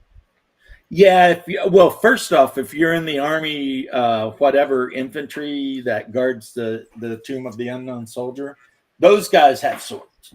Mm-hmm. They all carry sabers, right? And here's the thing, with your literalist brain, I totally get where you're coming from, and I see in you probably what Mark Miller was thinking when he wrote Traveler. Like in Traveler, there's no XP.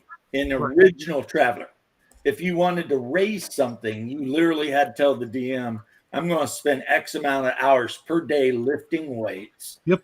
And after a certain period of time, your strength might go up one. Or you might be able to raise a skill by one. And it could take months for this to happen. Absolutely. Right? Which is funny. So he was trying to be super realistic, and a lot of people didn't mind it. Mm-hmm. But it turns out that a lot of people did.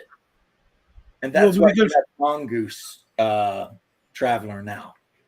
Because a lot of people didn't have the after high school and college, most people didn't have the drive or the dedication to continue to improve themselves, or they failed at it and just thought that they're, I'm done. I can't learn anything else, which is, kind of dumb in itself.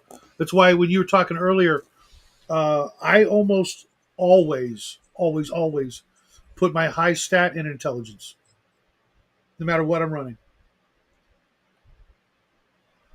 Because I know that with a high enough intelligence, you can figure out how to raise your other stats. Yeah, again, when you're talking about a mostly abstract role-playing game, it doesn't work like real life. No, a lot of people don't. They need that balance and those mechanics to, make it work in their head for them. Well, no, I mean, you can raise attributes in AD&D, bro. You just have to go on a big quest looking for rumors of where a manual of whatever you're looking for might be. And then go through a whole dungeon and try to get it. And then once you've got it, spend a month reading it and doing what it tells you to do, and then voila, your 17 strength is now 18. Mhm. Just for dress uniform and sharpening crayons. That was good, Yeah. Paul. That's a hell of a way to sharpen a crayon. So it's in AD&D. Now, a lot of players, I think, got addicted to third editions. Every 3 or 4 levels, you can raise an attribute or two. Mhm. And, I don't know. Did I play it? Yes. Did I play it as written? Yes. Do I think it's necessarily great? No, not really. I mean, Yeah, I really liked. Oh shit! I gotta find that. I'm not really like- sure attributes should matter as much as some games try to make them matter. Did you play any So Palladium? like in Hyboria, right? Everything I said to you, Oh, you looked at. you could totally ignore. You know what I mean? Well, yeah. I mean, Like you could make a mage, give him a bare minimum intelligence, put his biggest number in Dex or Con or some other thing, Mhm. and then have a mage that is actually spending all of his time chucking javelins at people or whatever, and occasionally will cast a spell.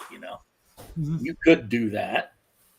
Now every class kind of has a minimum. So if you want to play a fighter, you have to have a minimum of like a 9 strength. If you want to play a mage, you got to have a minimum of a 9 intelligence. But yeah, which is weird because I know why they do that, because when you're like rolling only 3d6, you're going to be lucky to get that 9. right. But if that's the case, then an average stat at 9 stat in either profession, you'd have a lot more of those in the world than most GMs want. I mean, Well, you know what I mean? You could have. I'm not saying you would Yeah. have. You could the have. thing is, on 3 No dice more- 6, no your yeah. average should be The 9 or a around 10. an 11 or a 12. What? On 3.6, it's going to be an 11 or a 12. I thought it was like more 9 or 10, maybe 11. Well, you figure one way of doing it is saying 3.5, and another way of doing it is saying 4. Some people round up to 4 and say the average should be a 12. But if you use the 3.5, then it's an 11. Right. It's weird because I I rolled up a character. I rolled up a character a couple months ago for Shadow Dark, of all things. My highest stat was a 6, and it was charisma. That's not weird. That's bad luck. I mean, even if I sit here and say that probability says you should have at least an 11, that don't mean you're going to. I couldn't break a 6 I mean, you're just going to on be 6 rolls. yeah, if you got a streak of bad luck, guess what? Sucks. Roll another character, I would say. Yeah, but see, that's cheating. At what point do you say, you can't roll up another character? I don't. I use a standard array. What do you mean? A standard array, which was released even back in AD&D, is a set of numbers that you assign as you wish and then play the character. And you can modify them by removing 2 from some to Yeah, add. but what are those numbers? I don't understand the. Well, there's multiple standard array. If you want an average, like low powered game, then it's going to be like 15, 14, 13, and then like 11, 10, 9 or some shit. Okay. Whatever. If you want a more high powered game, it's going to be like 17, 15, 14, and then like 12, 11, 10 or something like that. And then, of course, as I said, you can deduct from the attributes that your character don't really want to put in the attributes that are more important. And that's where you get the whole meme joke about charisma is not a dump stat. Because to be fair, a lot of people, if they're using standard array, they'll drop their charisma down to like 6, so they'll have like a 10 in it, drop 4 points off to raise something else 2 points, and now their character is like a troglodyte, can't talk to anybody, just whatever. And a lot of people didn't like that, and had issues with that. Yeah, I'm the kind of player I would stick with the numbers, and if the character sucks, my regular play style, anyways, it doesn't matter even if my stats are good or bad, is to charge into combat, regardless of what I'm playing, unless it's a wizard. I'm going into combat. If you guys aren't following me, whatever. I'm just charging in, doing my thing. And if he dies, he dies. I make up a new character. And that is perfectly legitimate for you to do. And I'm not saying you shouldn't do that. And then if I get a character that's got some really good stats, then I'll probably play a little smarter. And there's a superstitious reason I do what I do. I've never been comfortable with the fact that rolling 3 6s is the absolute best thing you can do. Yeah, I think you put too much into that. I don't think that's the devil's I know work. what 3 6s are. I know what they are too, but and I also know that Gygax, in addition to whatever else, he was pretty deep into occultism. He knew a lot of shit. I don't think that it's if you make up a paladin, you get a couple of 18s. I don't think that's somehow if you play the character right, I think you're going to be okay. Yeah, sure. But with a set array, guess who doesn't have to worry about it? Well, I'm still going to shoot for the 18, but to be fair, I'm going to shoot for the 19 and 20 as well. You can shoot for the 18, but guess what? You didn't have to roll 3 6s. You just picked it. Yeah. You see what I mean? But then again, I admit to being superstitious. A flipper baby, yeah.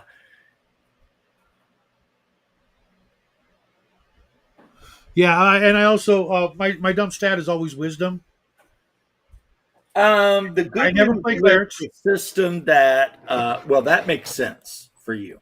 Mm-hmm. The system I'm talking about with the array, the good news is you can't reduce attributes too much.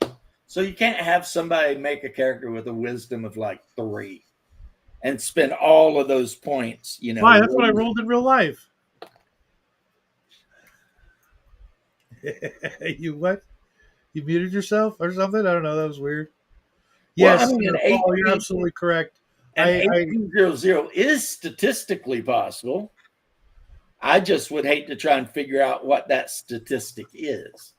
Well, the way I look at it, if you get to, put your stats where you want, and you get to 18, and then I think, depending on the race or the age, like for AD&D, I think if you were a certain age, you actually got a strength point.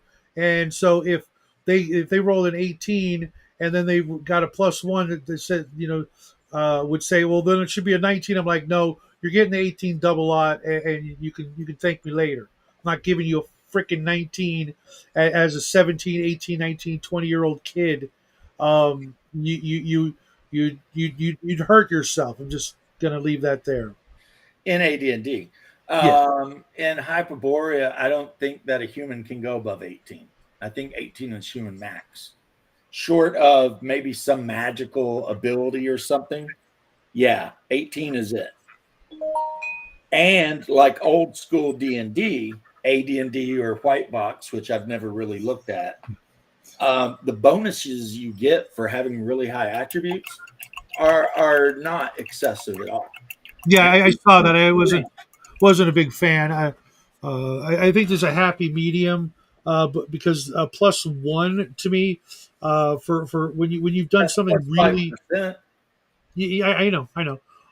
When you've done something or navigated or manipulated something really, really well in game or prior to the game, and all you're getting is a 5%, is like, why even bother trying for that then? Well, if you're playing a fighter, you're not relying on your attribute. You're relying on your class abilities, Right. which will give you a much better to hit chance and damage chance than Yeah, I've noticed that a lot of games, you like know. you can literally play a fighter with a 10 strength, and between weapon mastery and the fact that your fighting ability advances so quick, Yeah. you're going to be what, 1 point less than the fighter with the 18 strength. Yep. That's good. That's good. Yeah, but it makes the fighter with the 18 strength just seem just not all that special. No, because the fighter with the 18 strength is going to have +3 damage, and the guy Who's with that? the 10 strength is going to have. Hold on a second. I got to use the restroom. Well, I'm going to end it. My wife is cooking. Oh, okay. Well, Shadow, thanks for folks. joining me on this My pleasure. discussion of why you hate AD&D. Maybe we'll I talk just about ran it later, last night. but What are you talking about? yeah, you obviously hate Advanced Dungeons and Dragons First Edition, because if you don't hate it, there's no way you could hate Hyperborea. They're the same damn game. Anyway, love you, bro. Peace, I'll folks. catch See you guys later. later. Right back at you, buddy. Everyone else, thanks for dropping in. And I'm taking off and seeing what the wife is doing.